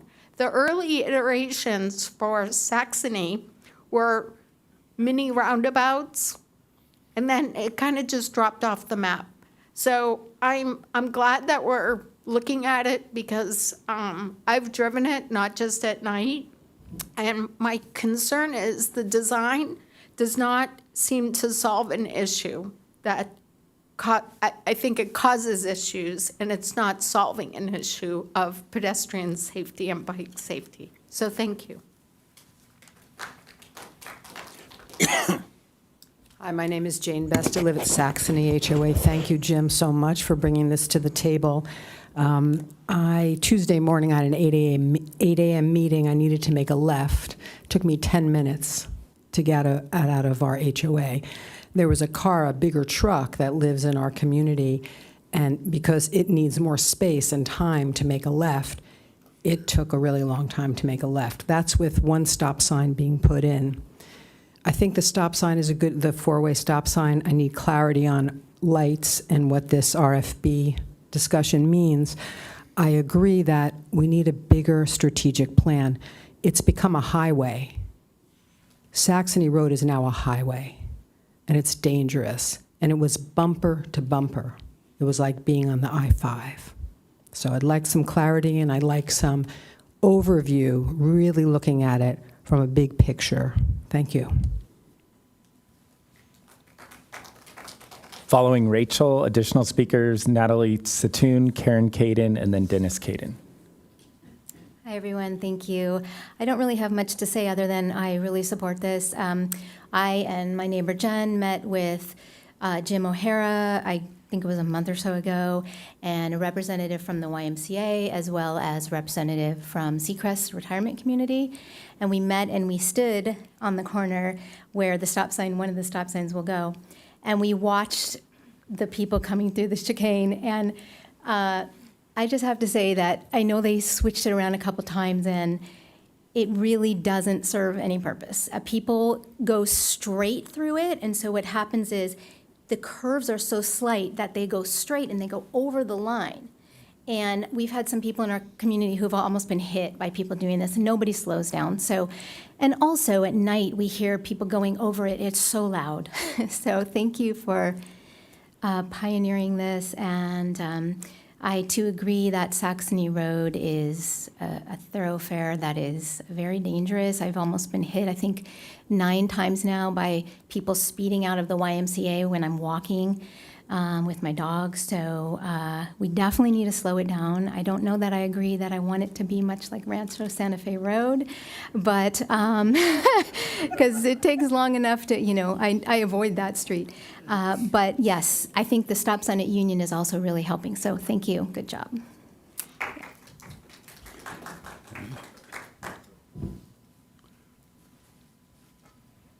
Hi, Natalie Satoon Cardiff. I support this. Thank you, Jim, very much. And I want to impress upon the council to please check with engineering to see if we have anything else that is exploratory that's coming forward, so that we can, that we have the opportunity to look at those before they're installed and a problem. So thank you.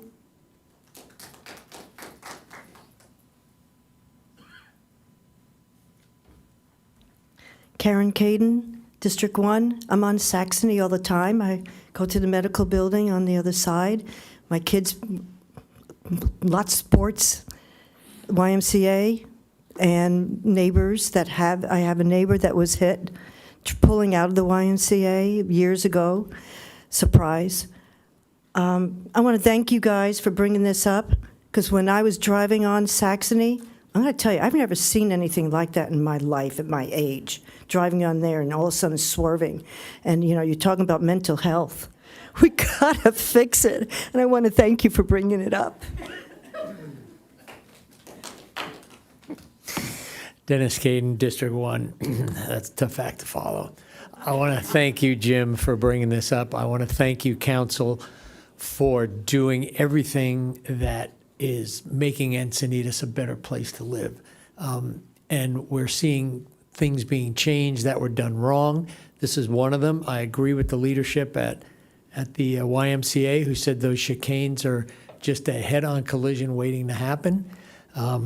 Whoever designed that should do time somewhere. Community service, maybe. All right, thank you guys so much for doing this. That concludes speakers on this item. I'll let you, did you want to go, and then let me go after that? I'll let you go. And Okay, cool. Oh, boy. So first of all, Ron, Rancho Santa Fe stop signs, I'm glad you've acquired the taste. I'm personally responsible for at least 4 of them as a citizen. So, and I do think they've made it sane out there. And they actually, when we put the most of them in, traffic data over 10 years of North County population growth dropped by 10%, because people went back to I-5 where they belong. And they were using the north-south alternate routes to get there. And I even have a friend that I worked with who used to drive by my house from Oceanside to Serrano Valley until we put the stop signs in. Then he stayed on the freeway. I'm going to repeat, I say it all the time up here, I am all for well-done traffic calming that is well implemented. I think this is marginally designed and marginally implemented, and it's not doing what it was intended. So I support removing it. So then I asked myself, geez, I was on council when we approved this. How the hell did I do that? Molly made the point that we didn't see, but I found it. We did see the plans. On September 13th of 2023, the council, and I pulled the minutes even, the council approved option 3 of safety mobility improvements on Quail Gardens Drive and Saxony. And I think it's exactly true that most of the discussion was about Quail Gardens Drive with a lesser discussion on Saxony. But at that time, when you look at option 3 for Saxony, it says, quote unquote, striping modifications, bike lanes, signage, and bolt down recycled rubber neighborhood circle for $175,000. I didn't see the chicane. There was no drawing of chicane, and that was in September of 2023. Come to January of 2024, that's when it got approved. And that did have the plans attached to it, and like at the last page of the report, or last part of the report, is where the chicane was. And if you looked at the chicane, the one of maybe 6 or 8 or 10 segments, it looked pretty innocuous. And so, but again, most of the discussion. So I can see how it got approved, and I think that this is a case where as we get better at following through and better with engineering and better discipline, we'll get better solutions that are more time tested, and we don't have to put them in and take them out. Because obviously, I want good traffic calming that is well implemented. So I support this. And as Jim stated, I think whatever we do there should take into account the future intersection from the extra parking and access on the Y property. So with that, I will yield. So we'll go to you or Schaefer. Yeah, the only thing I wanted to add is I just want to emphasize what Ron had brought up, Rachel echoed, is about the bigger plan for Saxony. It does need, I think Jim and I have talked about this before, but there needs to be a bigger plan for all of that. But it's part of our bigger mobility and transportation model. So yeah, and we've talked about this as doing more of a comprehensive plan and not just, this is a good solution. Hopefully it's a shorter term solution and we can get to a bigger term solution here in the next couple of years. But this is definitely, I think, a good interim option. So thanks, Jim, for bringing this up. So I just want to start off, a number of you is kind of a weird position for me. A number of you said you kind of thanked me for bringing this up. And I just want to make it clear, I didn't bring this up. I just listened to the people who it matters to. And I met Rachel and Jen at a meeting at the YMCA. I believe you were there too. And we started talking about the community, and we were able to get a conversation with the YMCA about things that we could do, the future that's going on with that road. And it was really listening to them, going out there and being on site and talking to them about their challenges, what they experience in the day-to-day, and how we can address it. And I think we have some more stuff to go on this road, and this is kind of a start of that conversation. I think I want to answer your question about RFBs. RFBs, I'll figure out how to say it without growling at some point, but an RFB is I call it a press and go crosswalk. It's the crosswalk where you press the button and the lights start to flash and you cross over, and it signals to the vehicles that you're going to cross, that there's a pedestrian present. In this case, we can't use an RFB because of the type of intersection as a four-way stop. But I actually think that's good, because listening to all of you and listening to the YMCA, there's some questions about the other RFB that's across from Seacrest connecting to the YMCA to the ADA ramp. And that maybe that works, but there could be another one in a better space. And I see this space evolving because we're going to put that. The YMCA is going to be putting in a parking lot that we've talked about. I'm sure we'll revisit in other conversations, but and that may be a good time to look at, like, hey, is there a place for an RFB that makes it safer? Because that's what this is all about. This has been about the YMCA and the community getting from one side of the street to the other safely, keeping people from speeding down this street. And so I want to thank the residents for bringing this up and bringing this to our attention. I think that's exactly where this came from.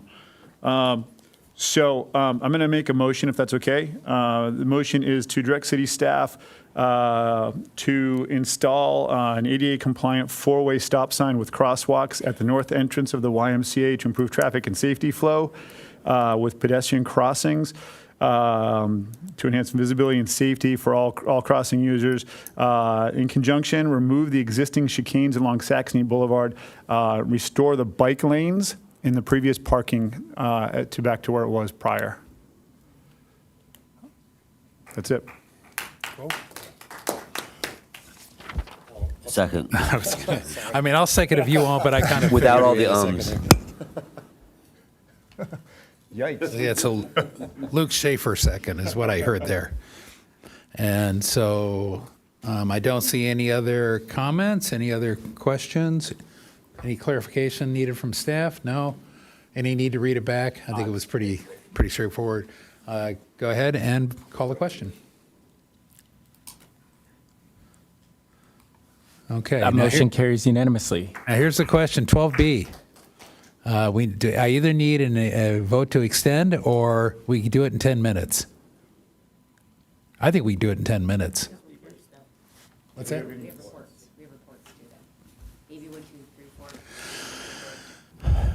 10:15. We have an early morning. Yeah. A lot of people up here are doing point in time count tomorrow. At 4 We're up a.m. at 3:30 a.m. or we're there at 3:30 a.m. So, Well, could I? Motion to extend it, sorry. Go ahead. I think you're going where I Motion am. to extend to 10:30?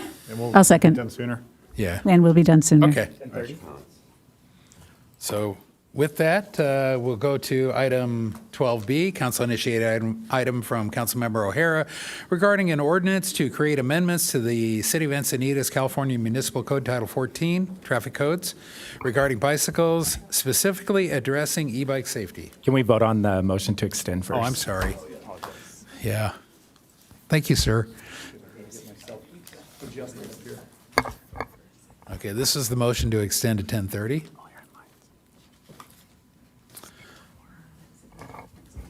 Who are we missing? Joy, are you a yes vote to extend? Yes. Oh, you're back. Okay. Motion carries unanimously to extend until 10:30. It was frozen because I was able to vote last time. Oh. Okay. Well, maybe it's.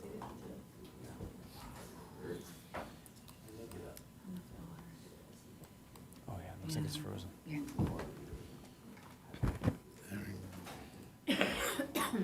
Okay.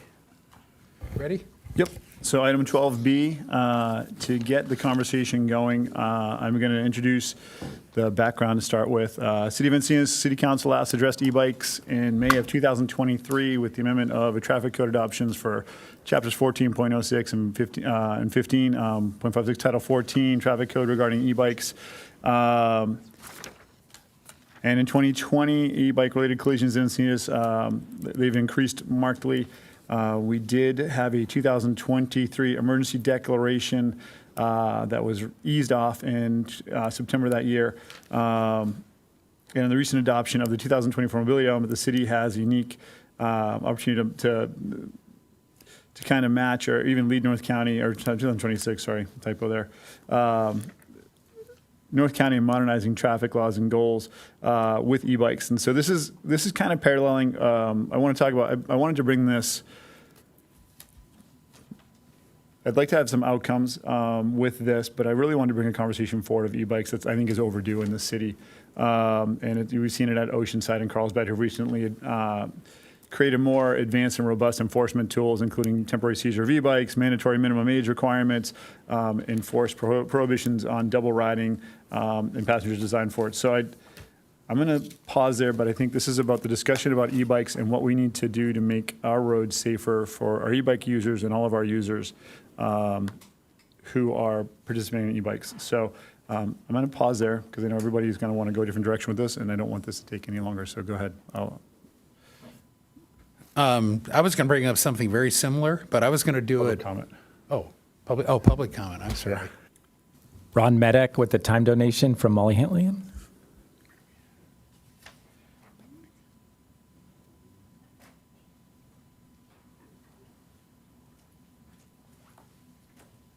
Ron Medek, Liebenhain. I'm basically going to be repeating what was in my public comment. So if you've read that, you pretty much know what I'm going to be saying with a few exceptions. I'm not going to dwell too much on some of the points, just because you already know it. We all know that e-bike riders, and I'm really referring mainly to the youth. I'm sure it applies to plenty of our adults as well, but we all see a fair amount of driving or riding that we don't necessarily approve of, and we know is actually probably, in many cases, certainly against the law. And I don't like that behavior, and I'm sure everybody else doesn't. The question is, how do we address it? And in this particular suggestion, my main concern are a couple of things. One is this issue of if we're going to be seizing e-bikes, if behavior is seen that isn't approved by the law enforcement officer at the time, or if there are two violations. I don't think we should be instituting laws that are different for our youth than we have for our adults. We don't seize people's cars who get a second violation. If they're drunk driving, we don't necessarily seize the law enforcement officer has the discretion. He doesn't necessarily have that car impounded. In the case of e-bikes, it'd be the same thing. Obviously, if the kid is under the influence and there's nobody that can pick up the e-bike, then that should be the case. But I don't think that our priority should be to establish rules and laws that are harder on our youth than they are on the adults. I think our priority should be to help the youth get the education they need so that they're going to avoid these things and be able to get some maturity through that education. There will always be exceptions. There will always be the incorrigibles. We know that, and they'll have to be dealt with in the way that they usually are dealt with. But I think that our message should be that we want to help you do this. And my own personal feeling is that the best way to do that is through education, spread that education as much as we can to the students. I'm not sure that that's happening presently. So I think that without addressing what our present education is, I've reviewed a program that's very good. It's a program that was developed by an organization called Cycling Savvy. One of the founders is a woman named Carrie Caffery. I know her personally. I've gone through this whole program. I've watched all 21 videos. I've taken the test. I missed a bunch of answers. I had to take it over and over again. But it was excellent. Each video is 2 or 3 minutes. It's long enough to get very important points across, but not so long that it's going to exhaust the attention span of the average teenager. So I think that this would be a very good way to go, and there's 2 ways that it could be approached, and I think both should be used. It's cheap, depending upon the amount of video subscriptions that are bought. It costs between $12 and $20 per student, which I think is a very reasonable cost for what you're getting.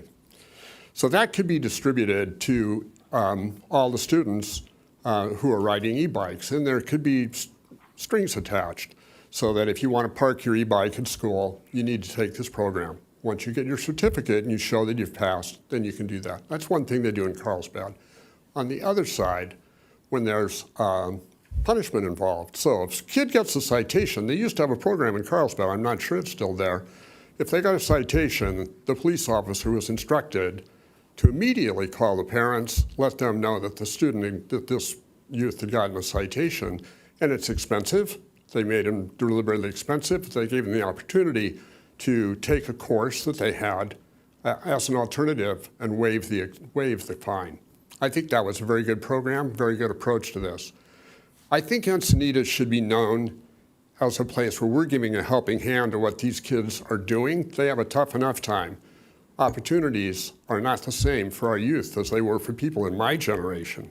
And I don't think they need to hear a lot of tougher rules necessarily, just the same. Instead, we should do with what we've done with skateboards. Skateboards, everybody who was on a skateboard 30 years ago was sort of like considered an outlaw. But Encinitas took the approach, eventually at least, and we became the center of skateboards. We're known throughout the world. People come to our skateboard park from all over the place because we had that approach. Snowboards were a very similar thing too. Nobody liked the snowboarders. None of the resorts would let any snowboarders snowboard. Well, finally, the last one, Alpine Meadows, had to give up and say, yeah, snowboarding is great. So I think that should be our approach, and we should do everything we can to do that. Finally, I want to say that Carrie Caffery extend to anybody in City Council or on staff who's in a post, decision-making post, gets a free subscription to review, become acquainted with her program. And I can enable that for anybody here who's looking for it. Okay, thank you. That concludes public speakers, but Natalie Satoon and Molly Hintley registered support for the recommended action but chose not to speak. Any comments you want to respond to, public comments, or do you want to go to No, I want to thank Ron for sending in his public comment as well as speaking here and the other public comments that came in. I think this was part of this. There's definitely some action I want to see come out of this, and I'll get into that as we go. But I think more than anything else, it's the discussion that hasn't been had that needs to be had. And if we're just starting it today and we come out of here with a few things, I think that's great. What I would like to do before we open council discussion, if it's okay with everyone, is I'd like to ask Sheriff Watts if he could tell us kind of what they're doing now for e-bikes in the city, if you're willing to do that for us. And we also got, a summary of some of the things from Captain Watts. Yeah, that I just went to the entire council. Yep, for the public, though. Right, thank you. So, with roadway safety being a priority for us, e-bikes and bicycle safety falls in line with that. So we have already proactively been focusing on rider behavior for those e-bikes and really focusing on the e-motorcycles, the illegal e-motorcycles that can do 60 miles an hour on our roadways that some of our youth are riding. So just this week alone we have seized 3 e-motorcycles over the weekend, and then tonight we seized another one that was being illegally ridden on our roadways. So we're really trying to get that message out there that, for one, these are not legal on the roadways. And then it's the behavior as well on the e-bikes, the riding of the wheelies, the, having zero regard for anybody else that is on the roadway. We're not going to tolerate it. And for us, it's not necessarily the enforcement tools. It's finding that balance of making the enforcement stop, and what we encounter a lot is the riders are failing to stop for us. They're not yielding to our sirens and our lights, and now we have to weigh: is it worth getting into a pursuit with a youth that is already making poor decisions by their riding behavior, or we just turn our lights off and we'll have to try to find them another day kind of thing. So that's our biggest challenge, is how do we safely and do some of our enforcement, and we're getting very creative. And I think that's why we have been able to get some of these illegal motorcycles off our roadways. But we've even gone to the extent of giving citations to parents. So if you are the parent and you knowingly allow your child to ride an e-motorcycle on the roadways, then you are in violation of a vehicle code section, and we have issued citations to the parents.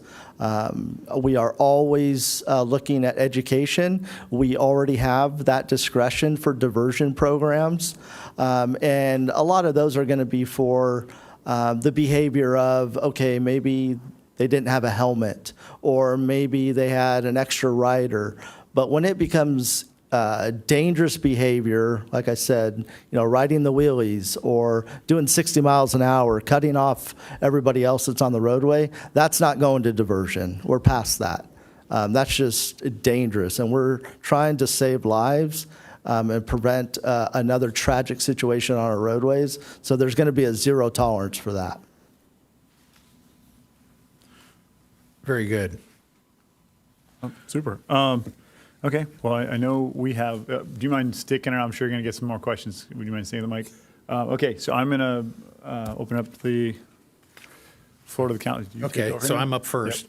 Yep. I support this concept completely. In fact, I think, and you have a lot of detail in here, there are multiple different components to this program, everything from new laws to, everything that was just stated, and I won't repeat it here.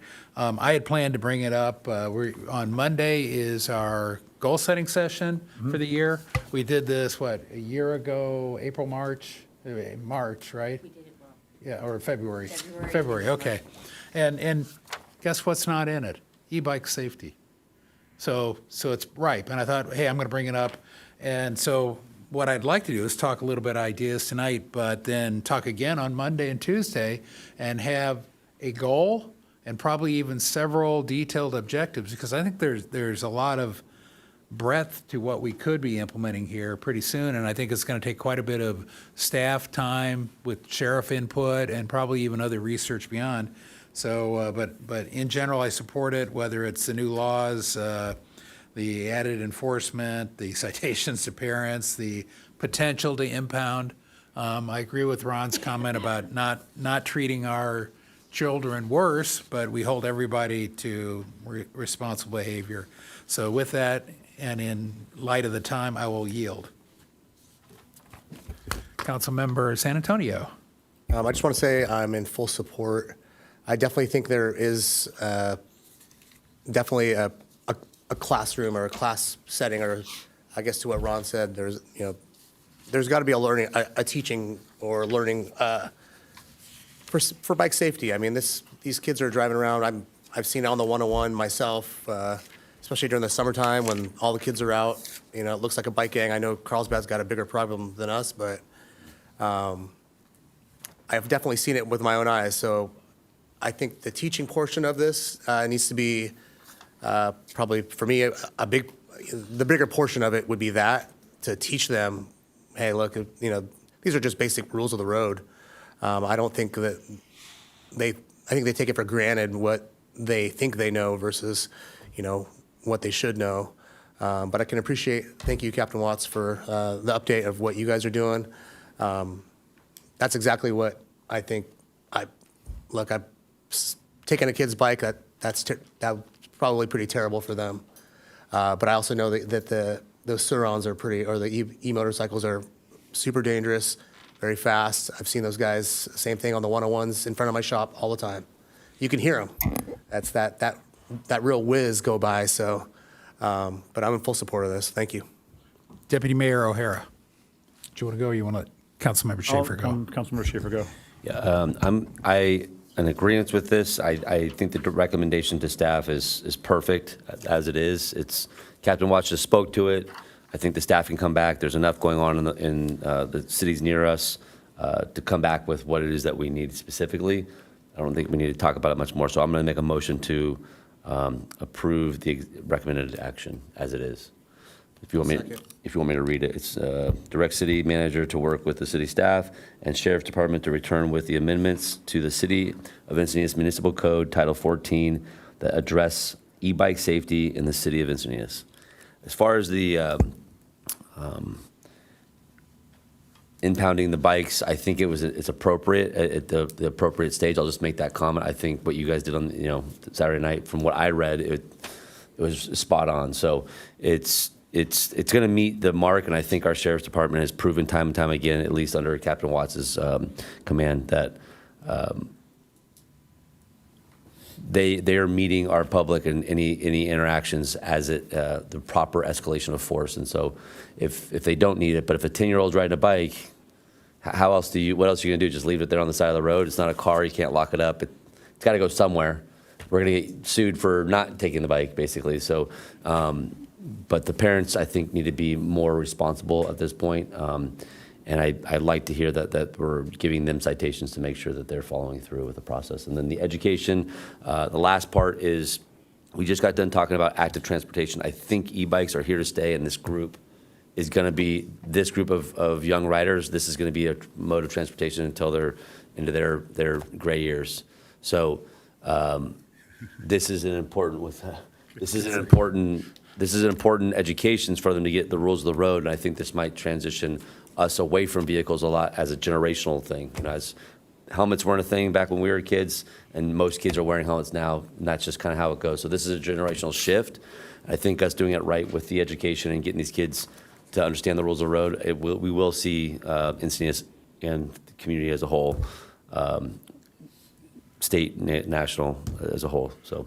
And just for the record, I do notice just a little bit of gray in the beard there. Correct. So just gonna say. I'm in my gray years. I'm not just looking at you, but. Yeah, exactly. Thank you. And I have the floor next. Just briefly, I appreciate what you do, Captain Watts. I think you're doing a great job. You've got a lot of things covered already, so I'm interested in seeing if you have some additional suggestions. So I think that's where this recommended action is going. And the only thing I want to do is reply to the mayor's request for strategic planning ideas around this. One thing we haven't talked about, but I saw in one of the comments is I think there's interest and a willingness and a need for vehicular driver education. Many people I know and I talk to, they're like, I don't know what to do when there's an e-bike on the road with me. What do I do? Great. So I just want to add that to that list. Thanks. And then Deputy Mayor O'Hara. Great. I really appreciate everybody diving into this issue. I think it's something that everybody can identify with. And I really appreciate the public coming forward, commenting about, we don't want to discourage kids. And I think that, I don't know if it reads like that, but that is really the intention here. And I think if you go to the 4 points, which I think kind of bring it all home, the enforcement tool is to authorize the sheriff's department to temporarily impound e-bikes. I probably should have made that number 4 or put it after number 4, which is safety diversion to formalize a fix-it ticket system, which I think something like Traffic Commissioner Midek's idea of taking cycling savvy courses would be an excellent way to do that. Of course, we'd want to have the sheriff and the city staff chime in on that rather. But then, we have the basis of this temporary impound for e-bikes is this essentially over-the-top reckless behavior or this three-time offender. How many times can we have somebody take a class and before we realize they're not learning the lesson and they're making it unsafe for other people? So I do feel strongly about the sidewalk regulation to implement a dismount zone, a strict walking zone, whether I know that there are laws in the books, but I'd like to see us figure out a way to make that clear in some way, just have that discussion. And I'm strongly in favor of a minimum age restriction of 12 years old for bicycles, and I think that aligns with the SB 1271 and AB 544. Minors operating class 3 e-bikes, and I would be in favor if we can class 2 and class 1 as well. Just all e-bikes across the road, and I would ask staff to include that in their research on this. I think it's a great place to go. I fully appreciate all the work the Sheriff's Department does, and I hope that we can create a situation where between education, as kind of the Traffic Commissioner has stated, and Sheriff enforcement, we get to a place where everyone feels safe and the roads are more harmonious for everybody who's using it. So I'm going to vote, obviously, to approve your motion. Yeah. Okay, we have motion second, and I think I don't see any further speakers, so let's call the question. Motion carries unanimously. Excellent. Okay, so we will move on from there. Next, AB 1234 reports, starting at the far end with Councilmember Lyons. Last week, I attended the San Diego County Water Authority board meeting where we talked about water transfers, and we also reviewed the long-range financial plan. And then this morning, along with the mayor, we attended the Encinitas Wastewater Authority meeting where we had an action item associated with a contract for the primary sediment basins, 4 new basins being improved. Okay. Councilmember San Antonio. Nothing to report. Nothing to report. This past week, I toured the Badger wastewater facility with our Senior Water District General Manager, Isa Marash. Incredibly educational, and once again, I'm going to give a shout out. Everyone should get a tour of it if they can at some point, if it's ever open. My additional meetings for the week. I met with NCTD recently this week alongside Council Member Joy Lenz, who had requested the meeting. We met with representatives from North County Transit District to discuss the possibility of developing housing on the train station lot along Vulcan Ave right out here in front of the City Hall. While the meeting itself was exploratory, it raises important questions for our community. The train station lot is not just a piece of land, it's a functional part of our transportation network, a space that serves our commuters, visitors, and residents alike. I would be remiss if I said I'd be worried about us giving away our local control if that were to go forward. But transparency of letting everyone know that we had that meeting. Council member Lyons requested it, and I was happy to accommodate as our representative for NCTD. Okay. I attended the Sandag Board of Directors meeting last Friday, and I wanted one note there. This is where we had the, remember our La Casa Ped Path that we won? This is where we finally adopted the corrected numbers. And I thought, as I dove into the numbers, I thought this group would be very interested in hearing the numbers. So it's 0 to 100. La Casa Ped Path scored 78.2, which was in the money and won. Trail 82, which was the Liebenhain Trail 82, scored 72.4. It was a bigger one, $4 million, and it was not funded due to the equitable geographic distribution criteria or grant funding was exhausted. That's what the reasoning was given. There were two other projects, though, that costing $2 million and $2.7 million that scored lower and were funded. They scored 71.8. 72 is the Trail 82. And I note this because we were told by a former member of this council that there was no way in hell either one of these would get funded. And one got funded, the other one was at the right score. It scored high enough. And I'll go a step further. When I looked at the title and the information in the scoring rubric, it didn't say anything about being a bike path, a bike trail. It said it was a pedestrian trail. And so the night that we submitted it, you remember I made that point that is a multimodal horse bike. And so I thought it was interesting information. So as we go forward for these kind of grants, we were right. We were on the money. So the second one is, I attended the Encina wastewater. So thank you. City manager report. Thank you. I've got 3 items. First, we have a free universal waste collection event that's going to be happening on the 31st here at City Hall from 9 to 1. Encinitas residents can safely dispose of batteries, bulbs, electronics, and sharps at this free universal waste collection event. Please bring Encinitas residency proof, whether a driver's license or utility bill. And it's a drive-up event. So again, that'll be here at City Hall on the 31st from 9 to 1. Please don't forget, as the mayor mentioned earlier, we have the goal-setting workshop for City Council coming up on Monday and Tuesday, February 2nd and 3rd. It will be held at the Library Community Room. So not here at City Hall, it'll be a Library Community Room. It will be starting at 8:30. We will only be taking public speakers on the first day. Library? It is at Library Community Room. Yes. I had that wrong. Agenda is out today, so the agenda has been posted with the work plan. And again, we are taking public speakers for the first 2 hours of the meeting. If we have additional speakers, they'll be heard during lunch break or at the end of the meeting if necessary.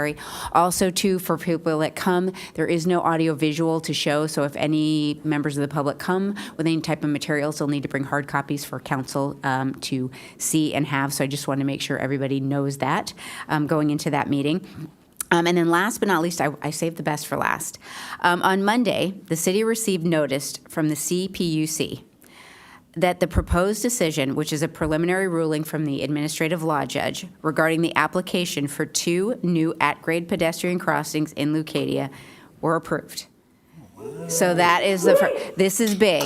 So the proposed decision authorizes the city to construct 2 at-grade pedestrian crossings at Grandview Street and Phoebe Street. Holy cow. Now, this is the first this is the first big hurdle. So I did ask Dan, what are the next steps? Because we all want to know. So next steps is to receive the formal decision from the CPUC, which we anticipate within the next 3 to 4 months. So please, everyone, keep your fingers crossed. The design and permitting phase is anticipated on being completed by the end of 2026. Funding for construction will be needed by the beginning of 2027. Also, remember, City Council authorized us to apply for 3 grants with, Federal Rail Administration. One of them was, of course, Leucadia at-grade crossings. The approximate construction cost is about $6.5 million, so that means that our 20% share would be about $1.3. And Dan let me know that once we get final approval, not this, but final, we have about 5 years to construct. So I wanted to let you folks know, number one, thank you very much for direction and support by council. Great work by city staff, really continuing to move this forward. And thank you to all of the public. I know that we've had so many residents, especially the folks in Leucadia, that, again, want those at-grade rail crossings. So huge team effort. Thank you. It's moving forward, and this is really good news. Wow. You're really, city attorney report. Tough act to follow, but I have no report. Yeah. And city clerk. Just real quickly, we are actively accepting applications for the newly formed Business Commission. They're available on our website, and we'll be accepting those applications till February 26th at 5 p.m. Okay, and with that, we are adjourned at 10:22. Thank you.